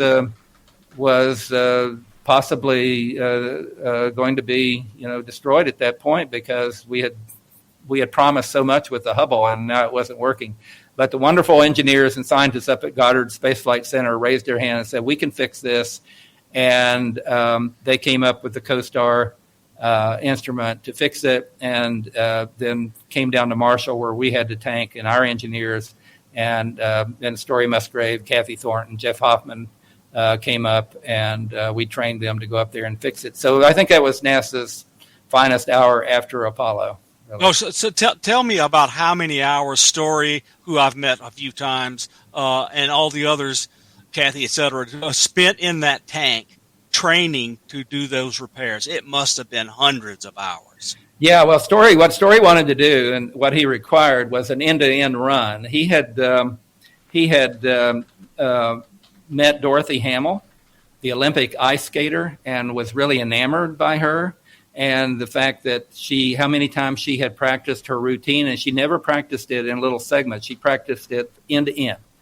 And so Story came up and said, I want to do these runs. We're going to go out and fix the Hubble, but we're going to go underwater for 6-8 hours.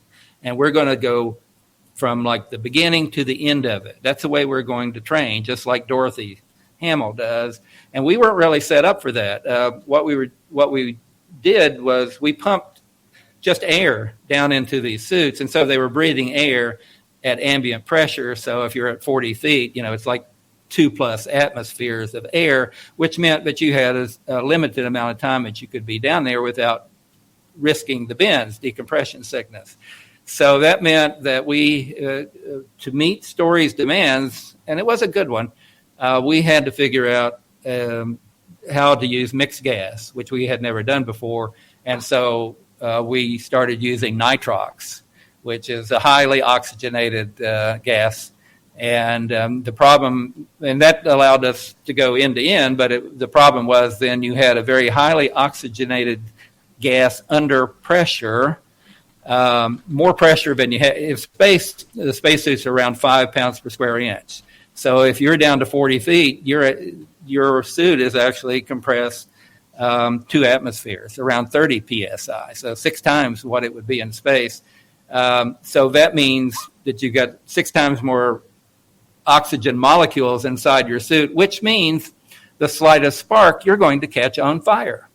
And so that was a very dangerous situation, and we had to prove it. And the way we proved it was not putting the astronauts in the suit, but putting idiots like me and us other engineers who didn't really believe that there was the likelihood of a spark, and were willing to go under and test out this nitrox system. And we did. And Story got all his hours. Oh my goodness, hundreds of hours underwater training for that first repair mission, and it just as Story wanted, it worked perfectly when he was up there. Everyone remembers the fantastic, beautiful, unbelievable photographs, and I love my favorite picture is the one where they pointed it at the darkest, blackest place they could on the sky and let it take for hundreds of hours, and it was full of galaxies. Yeah, not stars, galaxies. Way out there, 12.5 billion light years away. Yeah, Dave, I think that area. Didn't they call that the coal sack? They called it. I'm not sure it was a coal sack. I just knew it was one of the blackest spots. Yeah, it was an empty spot in the sky. It's like, why aren't there stars there? Yeah, it was amazing. Dave, I think it's time when Homer entertains some of our follower questions. Everybody, I'm sure there's a load of them. Well, there is, but everybody's just really into the interview right now. I think we keep going, man. I keep going. All right, we're all geeking out here on YouTube right now. That's good. But okay. but Joe does have a question. Joe does have a question. Joe in California is asking, Mr. Hickam, when do you think the United States will be sending people back to the moon? Artemis, the requirement for Artemis was to send Americans back to the moon by 2024. I don't think there's no way that we're going to meet that. It was way too optimistic from the very get-go. I do think that we have the capability of doing it by 2026. I hope that we keep the political will to do it, because just as with Apollo, there were failures along the way. And for that, I think that what we really need is to understand our purpose in doing this. It's not flags and footprints and to beat the Russians or the Chinese or anything like it once was. It's now to go up there and live and do work. There's good work to be done on the moon. There's interesting resources on the moon. So I think we have to approach this in a more workmanlike way, if you will, than we ever did with Apollo. So it's very important that we get up there and establish a foothold on the moon and just start living and working there. Probably with at first a station sort of like our South Pole station in Antarctica, and then we can branch out from there. So I don't want to make this. I hope it's not going to be just flags and footprints, because that didn't work with Apollo. Once we had done it, we didn't go anywhere for a long time. So we'll see. I don't think it hurts that we are in competition with the Chinese, but it also helps that we're finding a lot of water in the bottom of these craters. We know there's helium-3 all over the place, and there's just so much that can be done there. If we're not looking long-term stay, it's just wrong. I agree with you, Dave. No, it definitely is wrong. And I've seen some folks sometimes say, "Well, we're training to go to Mars." I hope that's not true. We'll get to Mars eventually. We're already on Mars. We've got some wonderful robots up there doing some terrific work on Mars. So I'm no real hurry necessarily to get humans up there, and if we do, and to leave the moon behind, because the moon is our 8th continent. It was carved off the Earth billions of years ago by probably a Mars-sized planet that bashed into early Earth and spun off and became the moon. If it wasn't for moon, we wouldn't be around. That caused the tidal action and with the ocean and everything else that we know about the world. Really, the moon has caused that. And so, but anyway, it is our 8th continent, and it is one that we need to get out and explore, and also start using the resources there. And I think it's fair to say, well, why are we spending all these billions of dollars in space? That's a fair question. And because I think the answer is trillions of dollars, trillions and trillions and trillions are going to come back. Rock out to some rock and roll. And when you do, make a sandwich that rocks. Go with 2 slices of your favorite bread, pile high with Eckrich deli meats. And then turn it up to 11. Eckrich, you do you. At O'Reilly, we know your tech teams need quick answers to their most urgent questions. They need to stay on top of new tech developments. They need a safe place to learn the technologies your company adopts. And they need it all 24/7. Well, they can get it all at O'Reilly.com. With the O'Reilly Learning Platform, your team gets live online courses, tons of resources, safe interactive scenarios and sandboxes, and fast answers to their most pressing questions. Visit O'Reilly.com and request a demo. Back from the resources that we find on the moon and beyond, and I think that message needs to be talked about a lot more than it is right now, that, we're just going to the moon, we're going to repeat something like Apollo. No. That's not the plan. We're going to go up. It's not my plan anyway. I'm going to try to get all our politicians and everybody else on board with the idea that we're going back this time to stay and for a purpose, not just to be like a tourist there, but actually to go back and stay and do it for all mankind. Absolutely, do it for all mankind. All right, question coming from Ian. Recently there was that photo taken by a Chinese rover on the moon that looked like there was a structure on the moon. Do you think that was actual structure that was found, Ian is asking? I don't know, Bob. What do you think? It's intriguing. It's very intriguing. So geometrically, it looks like the Arc de Triomphe across the Champs-Élysées in Paris. That's what it looks like to me. But rocks can have weird formations. So I'm waiting. They're sending the rover. All we need to do is wait a couple of weeks because it creeps along. But if it survives long enough and makes it, we'll know. Yeah, it is very intriguing, and you're absolutely right. I mean, you can see faces in rocks all the time if you look. And we tend to do that. Our brain looks for recognizable shapes sometime. But this does seem to be geometric. It could be the splash from an asteroid hitting the moon, and it just happens to be shaped like that, or we'll know soon enough. And so I am very intrigued by that. Yeah, Chang'e 4 is an amazing accomplishment by the Chinese. It They is are really telling the world that they are going into space to stay. And I might add that they really are more interested in the moon than anywhere else, if you'll notice. As a matter of fact, my novel Back to the Moon, and I wrote a young adult series, the Helium-3 series, Crater, was the first one, in that those are the books that they have, besides Rocket Boys. Everybody does Rocket Boys, but those are the books that they've taken and published them in China. And so that, to me personally, and Back to the Moon came out way back in 1999. So that tells me that that's where their focus is, because they're very practical people and they see all those resources that the world's going to need. I love that Helium-3 novel, which has got me all fired up. I'm ready to go to the moon.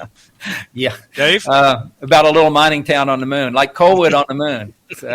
We have 2.5 minutes here before we have to go to break at the top of the hour.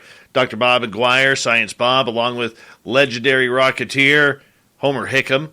Zark is asking, Mr. Hickam, hello from Glasgow, Montana. What types of dinosaur bones do you find? Have you been to the Museum of the Rockies? Yes, I'm on the board of the Museum of the Rockies. Actually, that's in Bozeman. And I mostly work out in Jordan, Montana, which is in the eastern part of Montana. And that's the famous Hell Creek Formation. And the Hell Creek Formation has the remains of Cretaceous dinosaurs, which are actually the most famous dinosaurs of all. Most of the dinosaurs in Jurassic Park are actually Cretaceous, but Michael Crichton was savvy enough not to call it Cretaceous Park, but Jurassic Park, which sounds a lot better. But that's the T-Rex and the hadrosaurs, the duckbills, the Triceratops, all those favorite dinosaurs. And I've been going out there, started working with Dr. Jack Horner, the famous paleontologist who discovered really that the hadrosaurs, the duckbills, were nesting animals like birds, and he was the one. He coined the term Myosaur, a good mother dinosaur. And so I started working with Dr. Horner back around 2000 or so. So I've been going out there for 20 some years and working with Montana State Museum of the Rockies people, and also University of Washington folks out there. So and it's a beautiful part of the world, really. Wonderful. I appreciate that. Quickly here, we got 1 minute. Apollo 11 is asking, YouTube name, I don't think it's its real name. What do you think of John Brandenburg's claims that there was a war on Mars years ago? Anything's possible. I'm with you, home. Anything's possible, but I don't see any evidence. No, but it is very interesting what we are. You know, Mars does, and I wasn't kidding. Mars looks a lot like eastern Montana, the Badlands of Montana, and seeing those striations in the mountains, very much like you see in the Badlands of Montana. Very interesting. Mars is a very interesting planet in terms of its geology. Beyond that, I don't know. We'll see. The Mars reconnaissance orbiter is a terrific camera. I mean, it's a spy satellite orbiting Mars, and we could see a lot of stuff, and I just haven't seen any evidence of this. All right, gentlemen, we're going to hold you guys right there as we have both the legendary Homer Hickam and Dr. Bob McGuire, a.k.a. Science Bob, talking rockets, a great new book from Mr. Hickam, Don't Blow Yourself Up, The Further True Adventures and Travails of the Rocket Boy of October Sky. Found at any major bookstore and online. Let's go into hour number 3 next.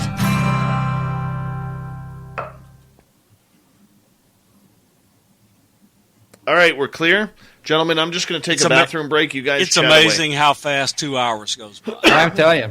I'm with you, Dave. I'm going to take a quick break. Ditto.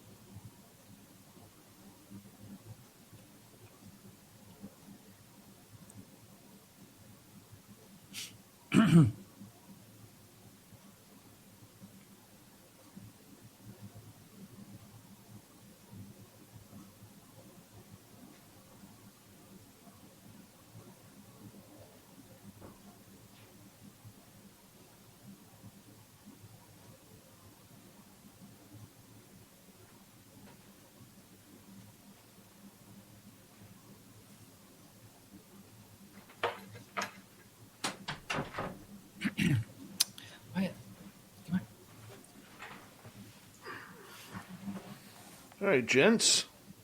Welcome back.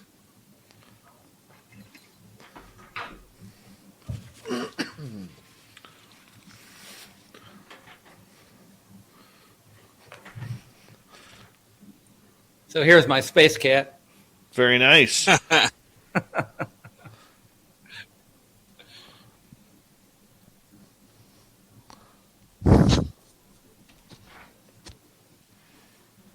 Hi, G. West. Thank you for the super chat, along with the Science Bob, Rex, Thomas, and Apollo.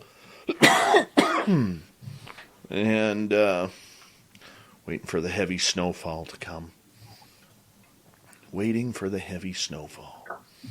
We've had a very warm winter so far here. Yeah, so here too. We were in the 70s last week. Yeah, it must be nice. Yeah. Well, both of us live in Alabama. Yeah, must be nice. Yeah.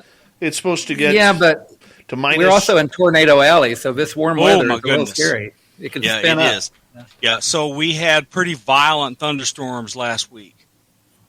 Still 50-mile-an-hour winds. We didn't have any rotation, thank God. But and you've seen what's happened over in Tuscaloosa regularly the last decade. Yeah, and we've been here in Huntsville. We get hit too. What happens is the cold front. It's warm, and then the cold front comes in, and that's what causes all the energy suddenly to spin up. Yep. So, well, I'll be in minus 22 Fahrenheit this weekend. Yeah. So you're kind of already living on Mars, there, Dave. Yeah, pretty much. That's why a little more air. That's why a little bit more air. That's why you guys got to send the Canadians up there. I absolutely agree. I think Canadians would be very well already used to conditions, very cold conditions, like on Mars for sure.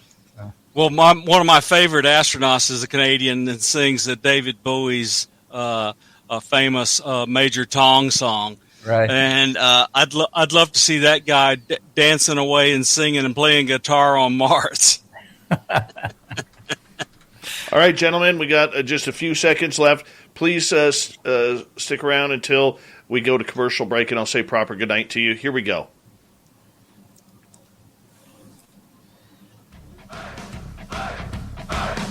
Would you like to connect with us? Head to spacedoutradio.com for all your latest show info. Now, back to Dave Scott and SOR. Here we go with the third and final hour of Spaced Out Radio tonight. My name is Dave Scott. Thank you so much for taking the time to join us. We really do appreciate earning your listening ears wherever you are on this beautiful planet we call Earth. Hello to everyone listening in on our terrestrial affiliates around North America and digitally on TalkStream Live, Revolution Radio, and KPNL. All of our archives are free. Go to youtube.com/Spaced Out Radio. Just do old Davey the favor. Hit that subscribe button. The Desert Clam has set the password for tonight in the SOR Space Travelers Club. Hambo. Hambo is your password. Use it wisely, Space Travelers, as the Clam sets the password each and every night right here on Spaced Out Radio. Our website is spacedoutradio.com. We have a plethora of features for you. Rock out to Bumblefoot, read Shirky Poo's Newswire, check out our swag as well. Follow us on Twitter at Spaced Out Radio, Instagram at Spaced Out Radio Show, and now on TikTok at Spaced Out Radio. For the final time tonight, we introduce our guest, the legendary Homer Hickam. His website, homerhickam.com. Yeah, you might want to check out the movie October Sky after this one. It's all about his life growing up, playing with rockets, and getting noticed for his brainiac adventures as a child. And he has a brand new book that is up. It's the addition to this. Don't Blow Yourself Up. Nice title. The Further True Adventures and Travails of the Rocket Boy of October Sky can be found on his website, homerhickam.com, as well as every major bookstore and online. Mr. Homer Hickam, welcome back. And Science Bob, welcome back as well. Thank you, Dave. Question coming from G. West. If you had to put your money on it, Mr. Hickam, which moon or planet in the solar system may contain ET life?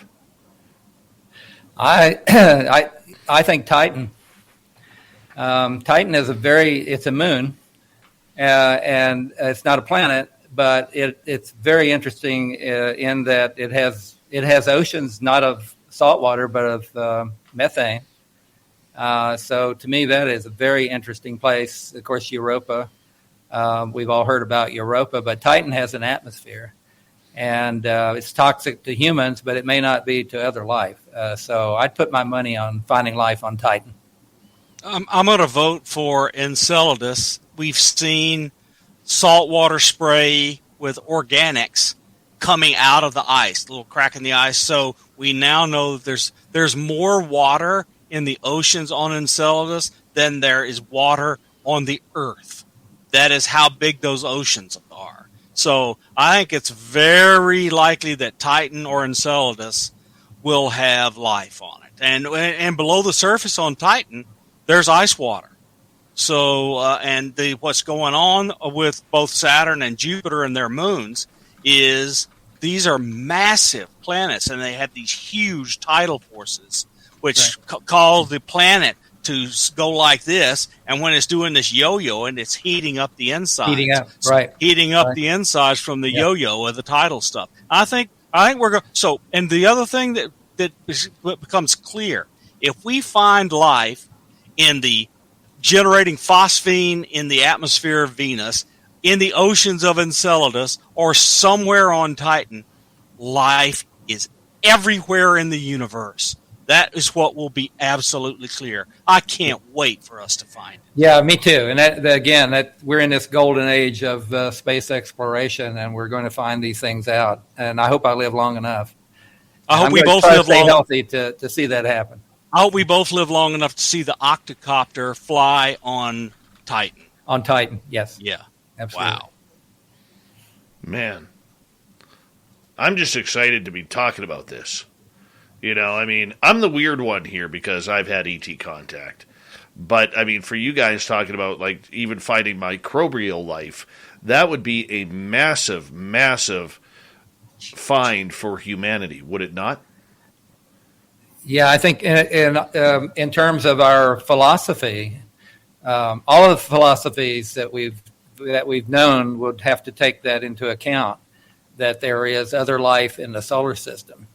And to me, I would welcome it, frankly. I'm a good Methodist boy, you know, and so raised in the church, and I believe that there's that good person looking after me and all that.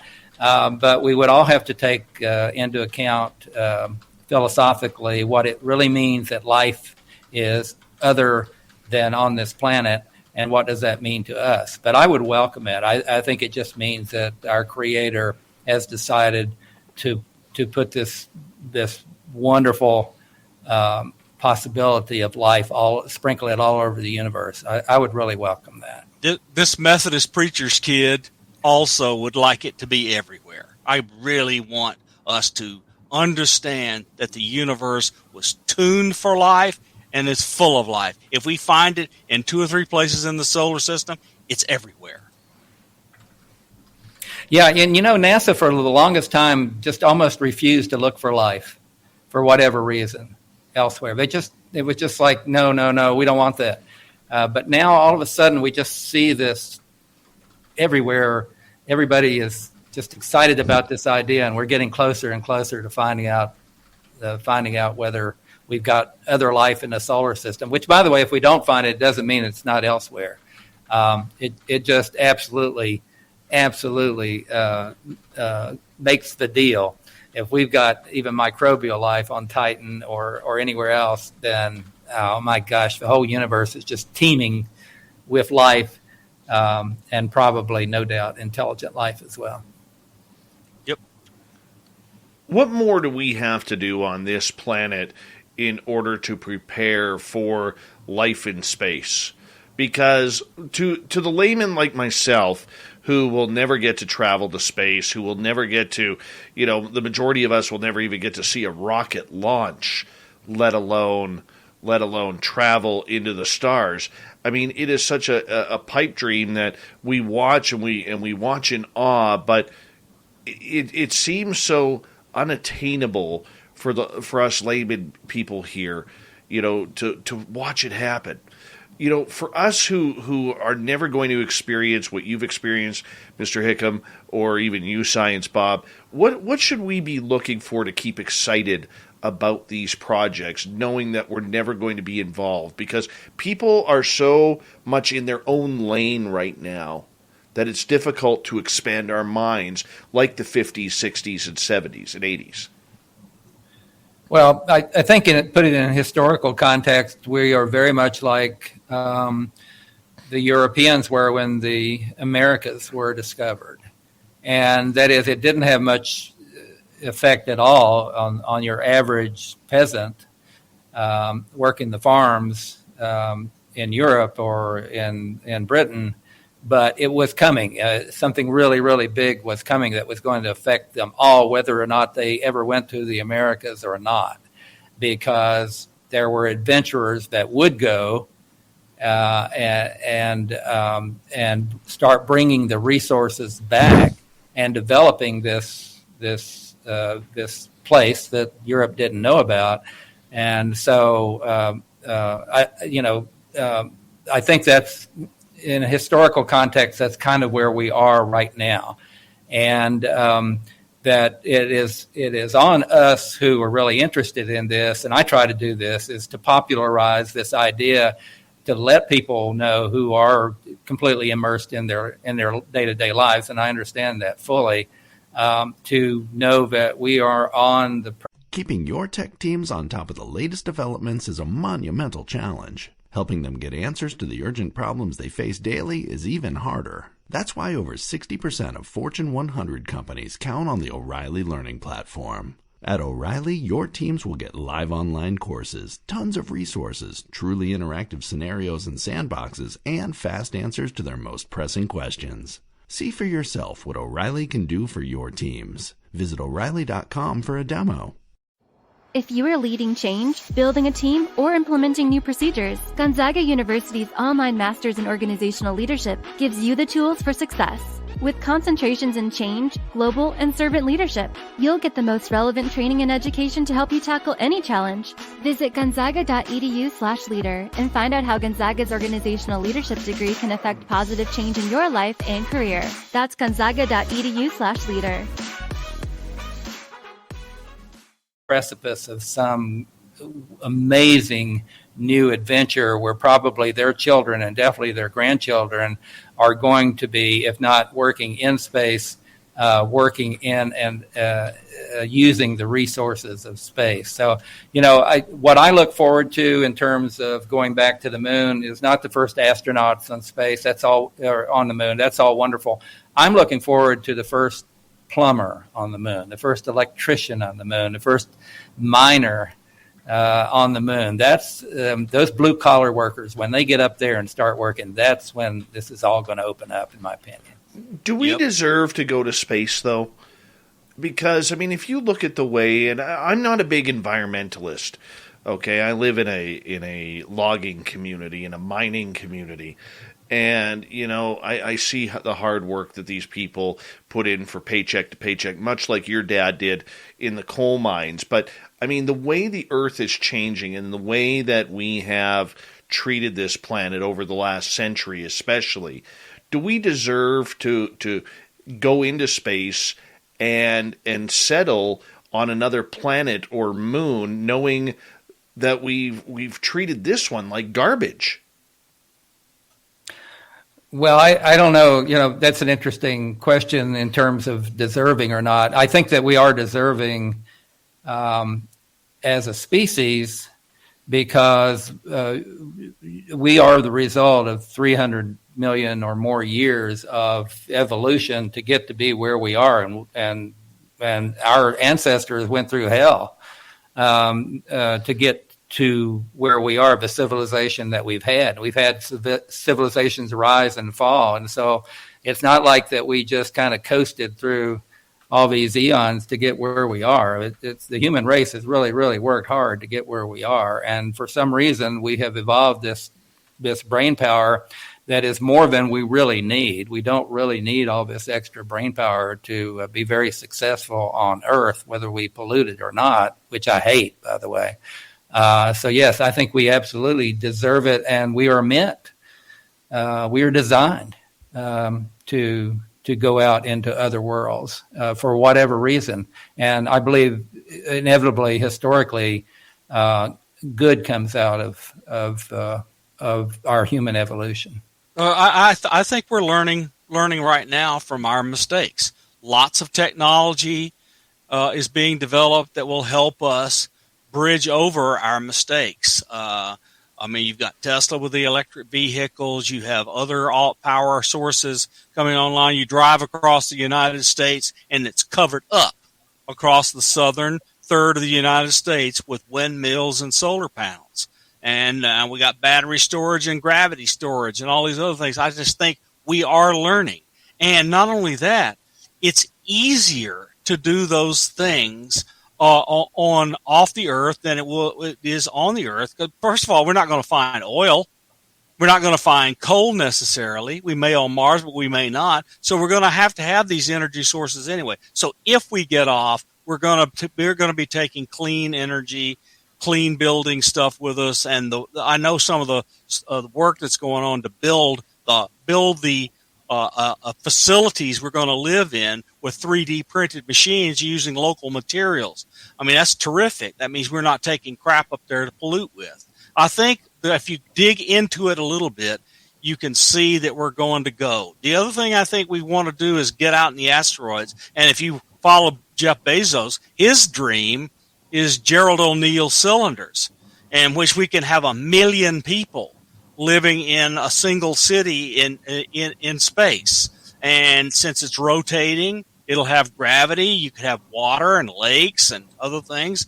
I just think we are at the point where if we don't really have a really bad situation, we're going to have a big deal in space. Yeah, I agree, Bob, with everything you say. And we do, it's all about education ultimately, and appreciation. Again, that's that overview effect, going into space and looking back. That really impacted probably the biggest impact on the majority of people about the Apollo program was not the moon rocks that we brought back, but the pictures taken from the moon or in deep space looking back at the Earth and looking at how fragile it is.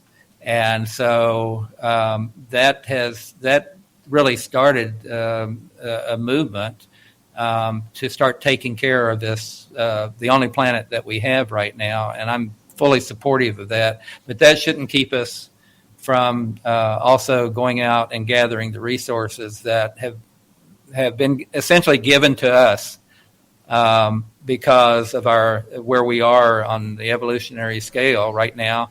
That is why we have these big brains, I think, is to keep moving out. And then you can get very philosophical or very religious about it. But I think that's what we are meant to do. And so I think everyone listening to this should go to YouTube and look for The Pale Blue Dot by Carl Sagan. That's true. If you are not moved by Carl's unbelievable poetry and that image of the Earth as a pale blue dot through the rings of Saturn, there's kind of something wrong with your head and your heart. And we have the capacity to do good. And I think we probably will if we just get through this rough period we're about to go through. I agree. All right, let's get to a question here from No Justice, No Peace. Mr. Hickam, will the James Webb Telescope ever be launched? LOL, but seriously. Oh, well, seriously, yes, it will be launched. We were talking about that a little bit between shows, and that was that it's going to be flying aboard the Ariane 5, and probably not the rocket that we would pick now to do it. It's going to be not that there's anything wrong with the Ariane 5, but we've got a stable of American rockets now that could do the job, and it was picked many, many years ago. We got our fingers crossed, our toes crossed, and everything else crossed that this is going to first get to its destination and then unfold properly, and it either is or it isn't. it should not be the end of our space endeavors if it isn't. We just got to hope and pray that it's all going to work, because it will revolutionize our ability to look out to the edge of the expanding universe and probably find a lot of planets out there that may be habitable. So it will change a lot of things about how we look at space and our universe. So let's just hope that it works, and I will be praying that it will. What happens if the James Webb satellite actually finds life somewhere else? We'll rejoice. Yeah, we should. It may find evidence. Yes. The probability that there must be life on a certain planet by being able to discern some, not features necessarily, but the atmosphere and information like that. So yeah, I agree with Bob. We should rejoice at the idea that we found, but we got to remember we're looking at millions and millions and millions of light years away. That's time. Light years are time. So whatever we're looking at happened a long time ago, and we just kind of wonder if we're seeing the evidence of biology, not intelligent life, but biology on a planet that was so many millions of years ago. How did that evolve, and where is it now? It's the one kind of crazy scenario is if within a couple of 3,000 light years of the Earth, there is a two-sided planet, one side dark, one side light, and if we have a massive city that's lit up like, say, the megalopolis along the East Coast, James Webb Telescope will see those lights on the dark side. That's kind of crazy. And I just hope we find clear evidence of biology in the atmospheres of these exoplanets. I would just rejoice. Absolutely. It will be just fascinating. And if for some reason the Webb doesn't happen, then we need to get another Webb or something like the Webb, maybe that will work. And we talked about maybe putting definitely a radio telescope on the far side of the moon to look out with any kind of interference from Earth. And that'll tell us an awful lot too. So the next 20 years is just going to be amazing, the information that we're getting. But I think it's up to those of us, like you, Bob, and you, Dave, definitely to popularize all this, to really get our audience aware that things are really about to change in our world and the way that we perceive our place in the universe. No, I can totally understand that. And sir, with 3.5 minutes to go, as this show is flown on by Mr. Homer Hickam, do us a favor. What are your plans for, going into the end of this year, which is just a few days away, and then going into 2022? Well, our plan is just to stay home. I've been out on book tour a lot. I've been away from home too much, so I'm happy to be home. I'll be going over to the Space and Rocket Center where Space Camp is. We've got a number of meetings about that. We've got some really exciting new programs that are occurring out there. So I'll be busy with that, but I'll be in my own bed every night past the new year. Well, you know what? It's been a real pleasure here. Any other options or things you want to say to our audience before we have to say goodnight? Well, no, but yes and no. I mean, first off, I'm just really grateful for the opportunity to talk to you, Bob and Dave. This has been a wonderful interview, and also to interact with your audience. I think you have a very eclectic audience there, and really enjoyed your back and forth with the folks that subscribe to your channel, and I think everybody should. So thank you for the opportunity to kind of introduce myself to maybe some of the folks in your audience that weren't aware of me and my work. And it's really just been a pleasure talking to you and Bob tonight. Well, I can tell you, imagine how I felt earlier in our conversation when you actually have listened to a number of the shows that we have done to kind of check out who's this Canadian guy who's going to be interviewing me. And I mean, I was, like I said, I was totally fangirling earlier on today and, learning about that. That you really warmed my heart with that one. And thank you so much. And the fact that you didn't mind that I brought in my good friend, Dr. Bob McGuire, both of you from Alabama, if you see him stalking you around your house, do not blame me. Okay, do not blame me. But what a pleasure to not only get the opportunity to talk to you, but knowing that you've listened to this show and you've actually enjoyed what you've heard. Absolutely, and I hope Science Bob and you, Dave, will take the opportunity to come to Huntsville, and I'll be happy to tour you through the U.S. Space and Rocket Center and Space Camp and show you all the wonderful exhibits that we've got out there and these young kids learning about space and moving into space and so on. So, all of your audience, I hope they take the opportunity to come visit us here at Rocket City, USA. I would love to take my son there. Love to take my son there. Dave, you got to. Oh, you know what? That's probably a plan for later on in the summers. We'll surprise him with a flight down and check that out. That sounds Absolutely. so much fun. Take them to a baseball game in Atlanta. Then go see a baseball game in Atlanta. Yeah, we're pretty close. We're a few hours away. That works. Space Camp is a great opportunity, and for not only young people, but we do still have adult Space Camp too, Dave. So come on down. Well, there's no sharks there, so that might work. No sharks. We do have the underwater astronaut trainer. We will take you underwater, but I promise that you probably will not get bitten by a shark while you're doing it. All right, perfect. Mr. Homer Hickam, thank you so much for coming on Spaced Out Radio. HomerHickam.com is his website. You can check out his new books there or at any major bookstore. Thank you again, Science Bob, for this. Really appreciate it. Coming up next, we have the fedora-wearing John Hudson, who is going to take us through the Unbiased UFO Report. Then we have Shirky Poo's News to round out the night. We'll be back with Spaced Out Radio after this.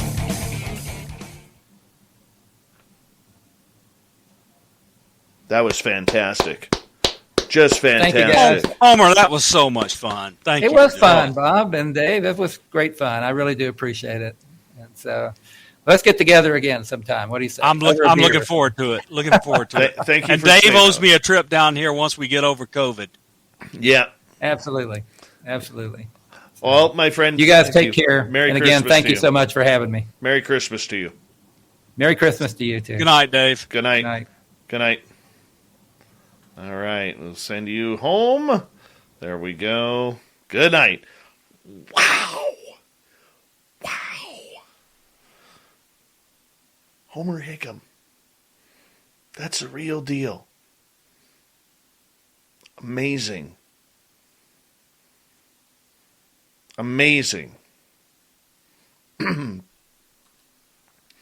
Good call there, Chris Mo. I'm still shaking. I am. I don't get rattled often. I was a little rattled tonight. That was amazing.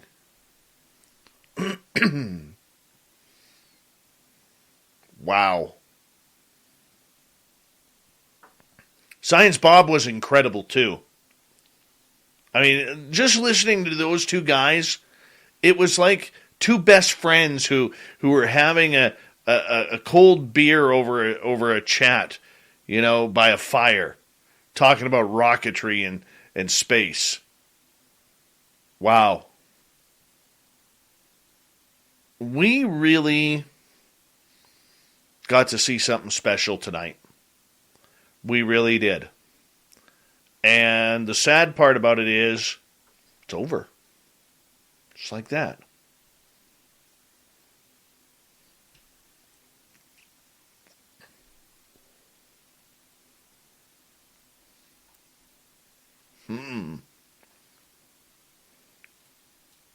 You're welcome, Science Bob. We love you, man. We absolutely love you.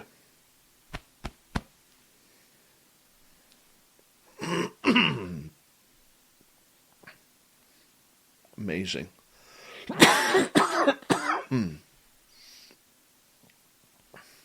Absolutely amazing. Just waiting for the fedora-wearing John Hudson to join us.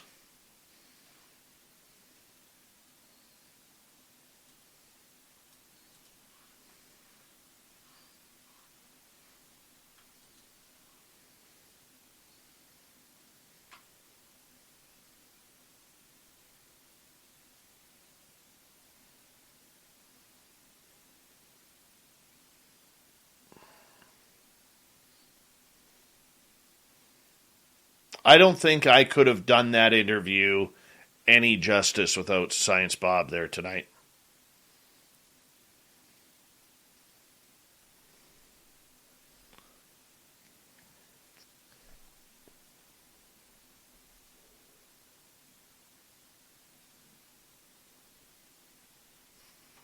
Really.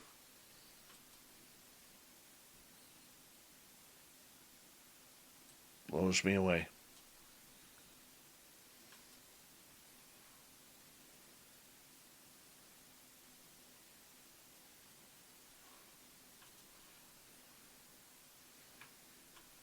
Wow. You are very... What's up, buddy? Oh, man. I'm going to have to replay my own show. Oh, why? What happened? Oh, just with Science Bob and Homer Hickam talking rockets and space all night long. Amazing. Yep. Just an amazing show. Yep. So agreed, man. So agreed. It just like you just want to just be a fly on the wall. I just, you know what, dude, like heavy science is not my thing, but I got schooled in a real happy way today. You know, I really did. That's how it's supposed to be. Friggin' schooled. That's how it's supposed to be. I want to say thank you to the stunning and talented No Justice, No Peace for the amazing super chat. Also to the gorgeous Pinzer, G West, the lovely G West, the attractive Apollo 11, tantalizing Thomas, beautiful Bob, and ravishing Rex for the amazing super chats tonight. I hate midweek. My throat starts to go. Here we go.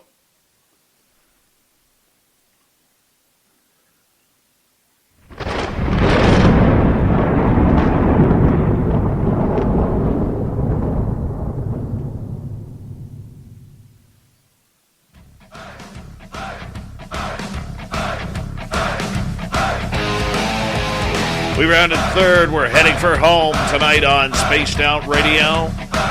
My name is Dave Scott. Thank you so much for taking the time to join us. We really do appreciate it.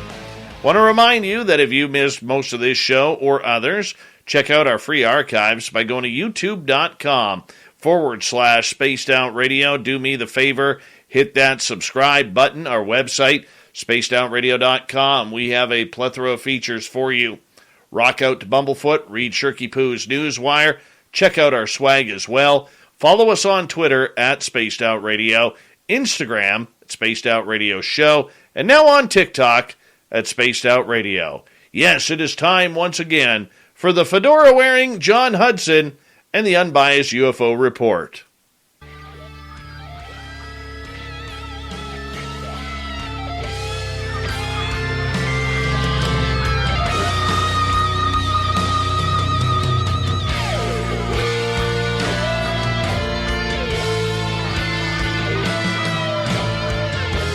Yes, John Hudson comes in to keep us updated on everything in the latest and greatest UFO news. John, welcome back. Thank you, sir. Thank you. Thank you for having me, and thank you everyone for sticking around, especially considering I can't imagine how jam-packed your brains are right now with all that wonderful information. So thanks for sticking around. Oh, my gosh. Listening to science. At O'Reilly, we know your tech teams need quick answers to their most urgent questions. They need to stay on top of new tech developments. They need a safe place to learn the technologies your company adopts, and they need it all 24/7. Well, they can get it all at O'Reilly.com. With the O'Reilly Learning Platform, your team gets live online courses, tons of resources, safe interactive scenarios and sandboxes, and fast answers to their most pressing questions. Visit O'Reilly.com and request a demo. Unlike other automakers, we at Ford don't think you should need a 20-minute tutorial to open your glove box. So we made our technology easy to use by making our vehicles available with Blue Cruise hands-free driving, Sync 4, and the Ford Pass app. And the best part? They just work. Built for America. Built Ford proud. Optional features listed. Bob and Mr. Homer Hickam talk about space and rocketry and everything. It's so relaxing. I mean, there are very few shows that I get to just sit back and chill and smile because I'm learning something. Mm-hmm. I got schooled tonight, man. That's I got schooled, and I loved every minute of it. Yeah, we should try to make that happen more often. That's a good thing. And you know what was really cool about it? Is listening to Mr. Hickam actually admit that he has seen UFOs. That was interesting. That was really interesting. I didn't think he'd bite. Yeah. I didn't either. I really didn't either. I mean that keep me to go back, and I want to go back and listen to that, because it's like like I didn't even catch it the first time, and it was like, wait a second. But the thing is that I think obviously everything that's been going on is obviously making it easier.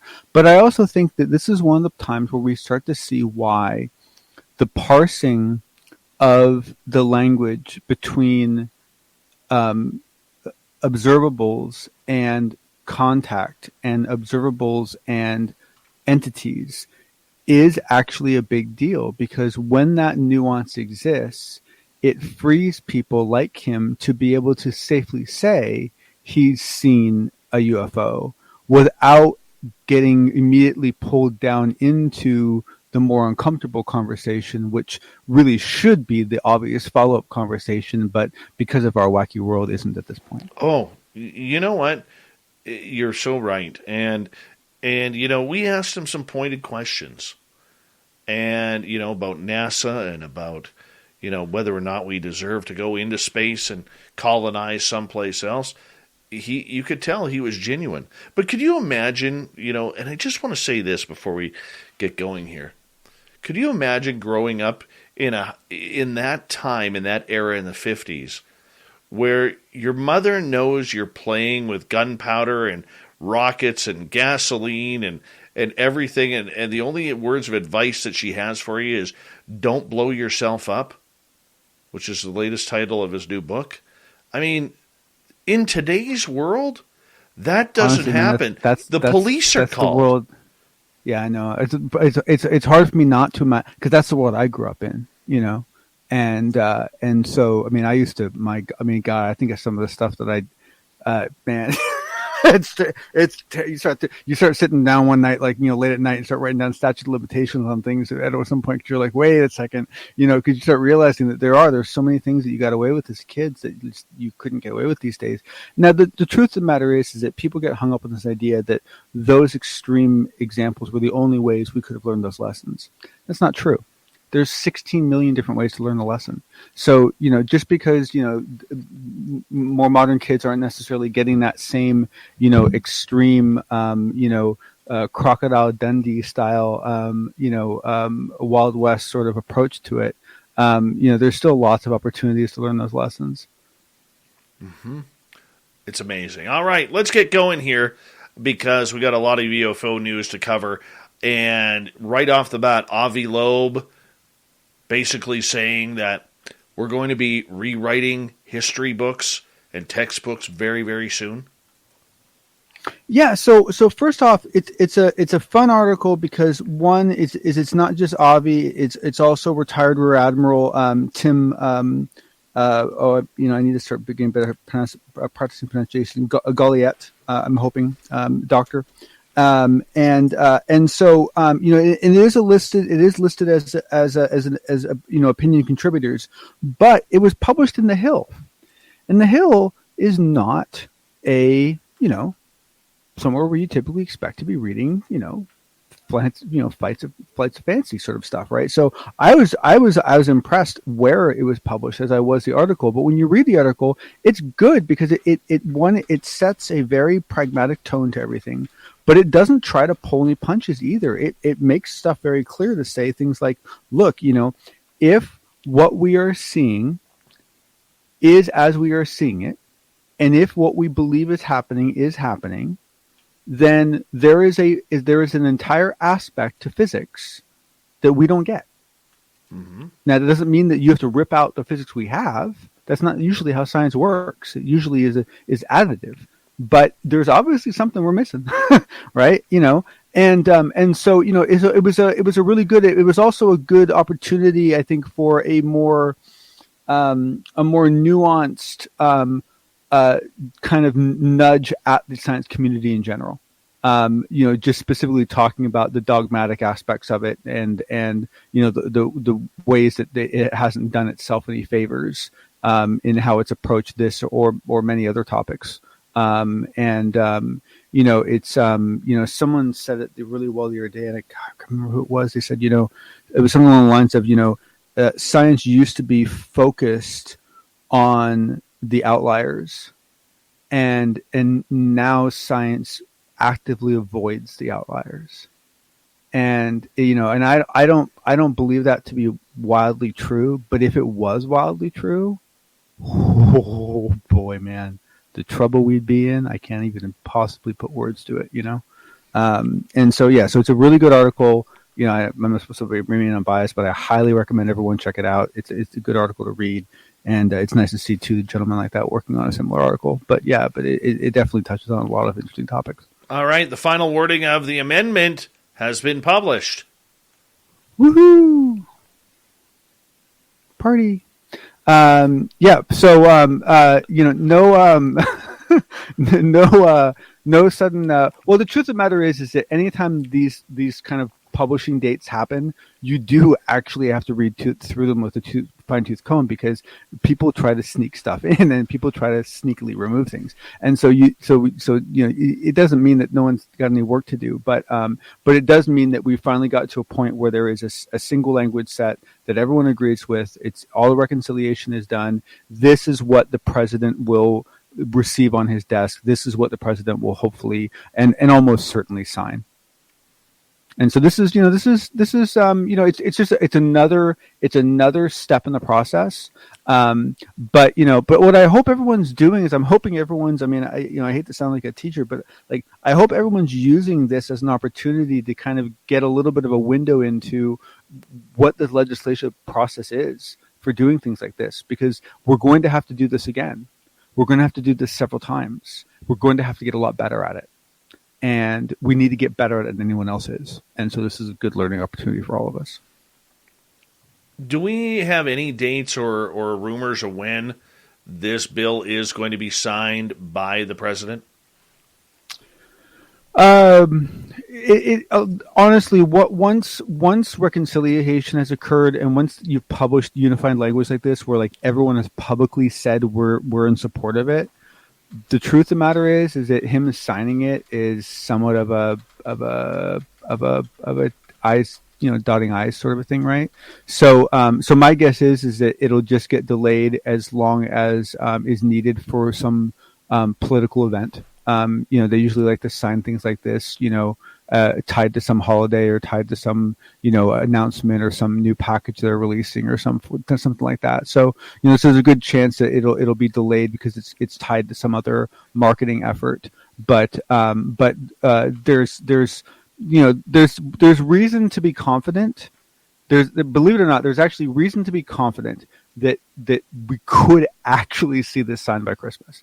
I'm not keeping my hopes up, but there's a chance.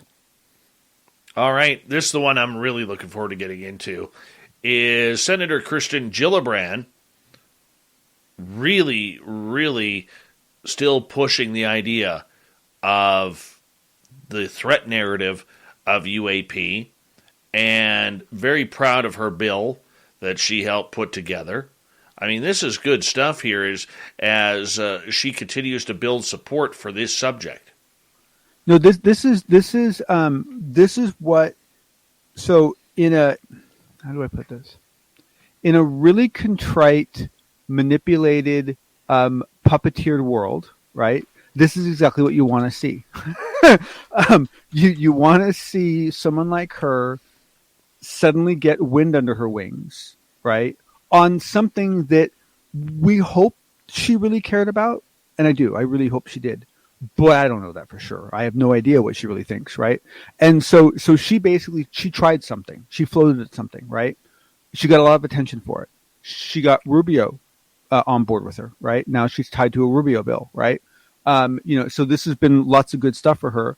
What you hope happens then is they double down.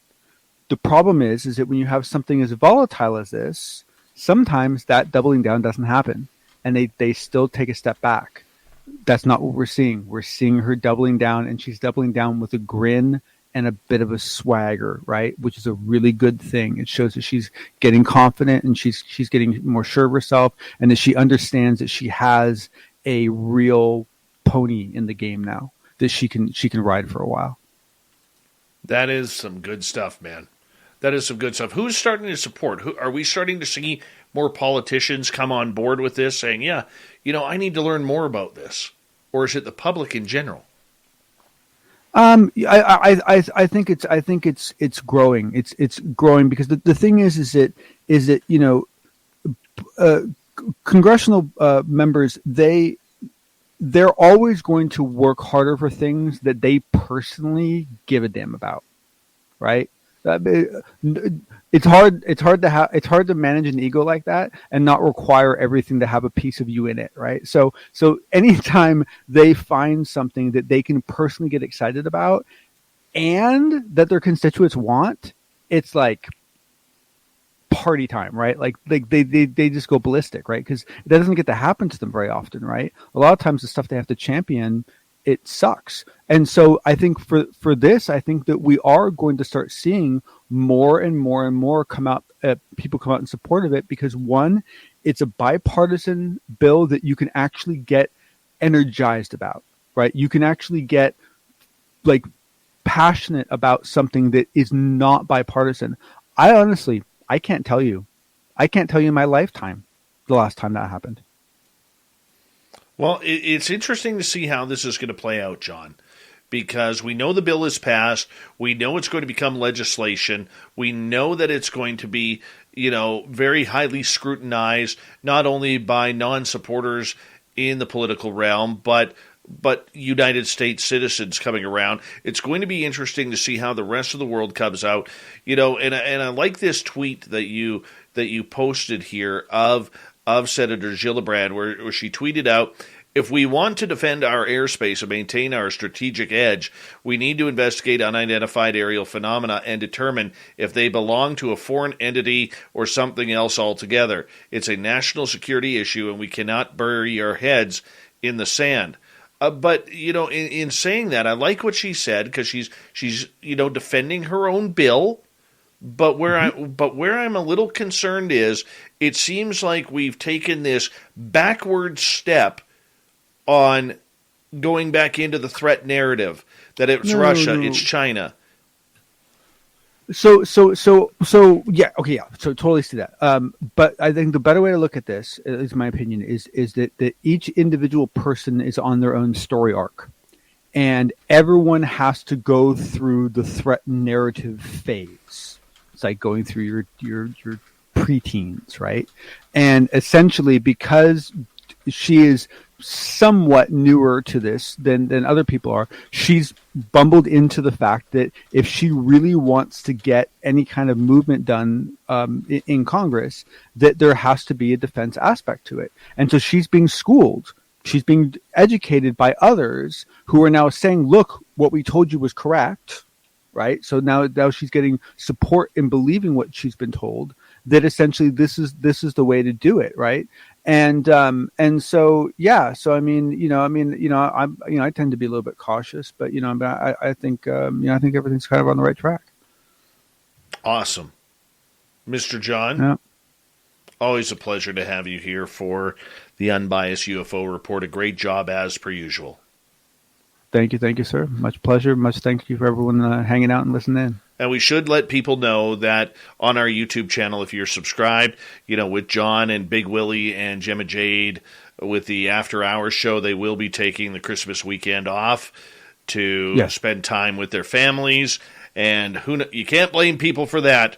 Even though you're stuck with myself and Lynn Wallington on the weekend as well. So, you know what? We're still providing some damn good entertainment over the holiday season for each and every one of you. But like good younger generation people, we started a new job, put 2 weeks in, and now we're taking a weekend off. Exactly. But your salary is right. That's the main thing. That's so true. Let's get to Shirky Poo's news.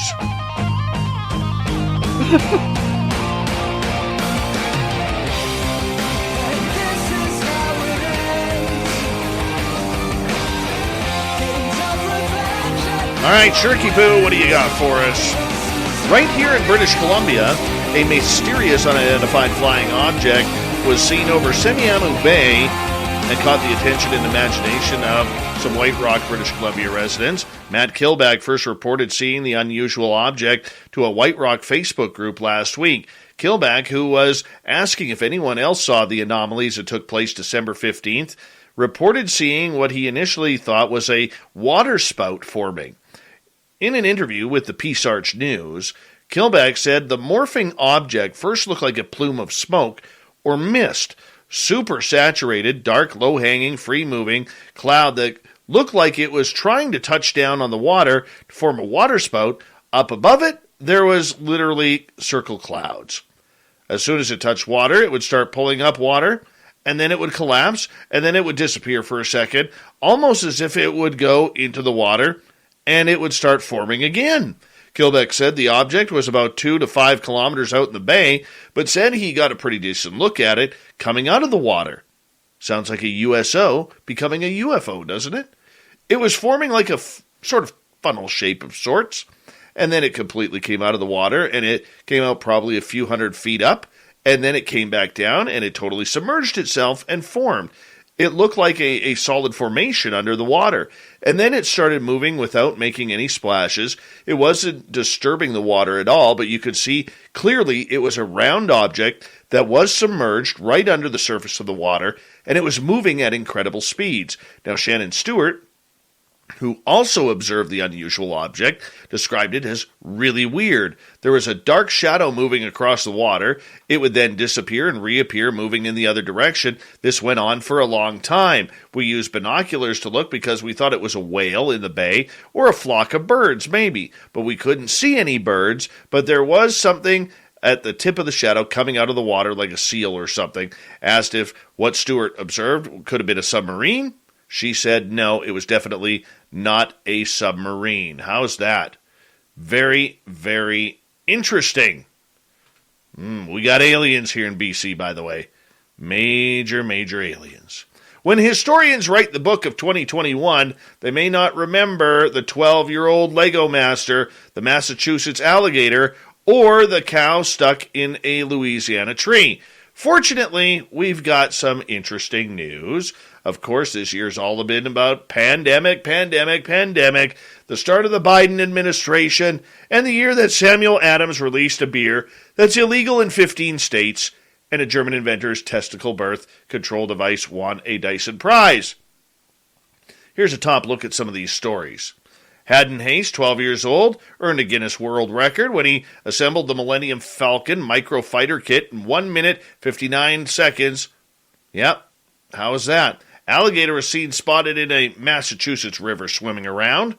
A cow was rescued after somehow it got into a tree.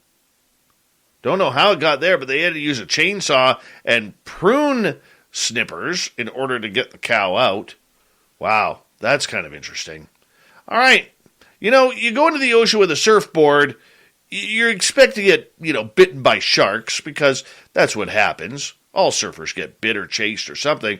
But in Hawaii, this time it was something different.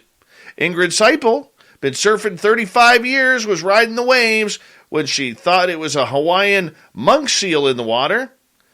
And when the animal lifted its head, it was a wild boar. Yep, now we got wild boar attacking surfers. Bit into her board. She didn't get bit. But nonetheless, not only are sharks going after surfboards, so are the wild hogs as well. I don't get these ocean creatures wanting to kill everybody. All right, thank you to everybody listening on in tonight. Thank you to Shirky Poo for the wonderful news, as we appreciate it. And, of course, the unbiased UFO report with the fedora-wearing John Hudson. Big thank you to Science Bob for co-hosting with me tonight and getting to know the legendary Homer Hickam. HomerHickam.com is his website, so make sure you go grab his new book. It'll be well worth your read and entry into your library. We got Mr. Ron Bumblefoot Thal rocking in the background with Little Brother is Watching. Bumblefoot is the official music of Spaced Out Radio, rocking us in and out of every single show.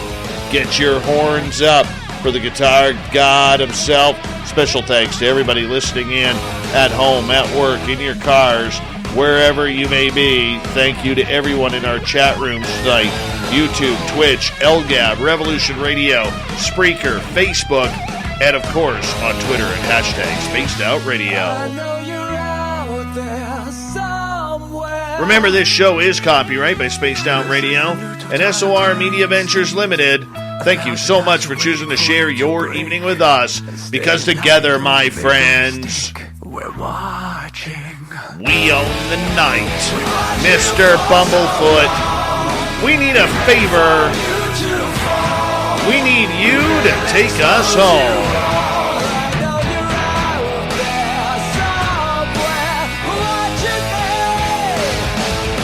Yes, the Woo train has docked for the night. But soon, my friends, we shall ride again. Your seats are always available. Your tickets never inquire. And if you want to bring a friend, we've got room for them too. Good night.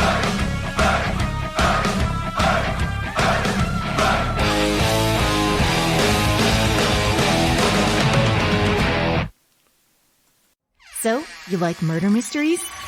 The Deadbolt Mystery Society can bring it to life in your own home. It's a monthly subscription box filled with a storyline of intriguing characters, evidence, mystery, and suspense. Even BuzzFeed says it's the closest you'll get to fulfill your dreams of being Sherlock Holmes. Solve your first mystery with promo code DMS20, and you'll get the save 20% off your first purchase. DeadboltMysterySociety.com.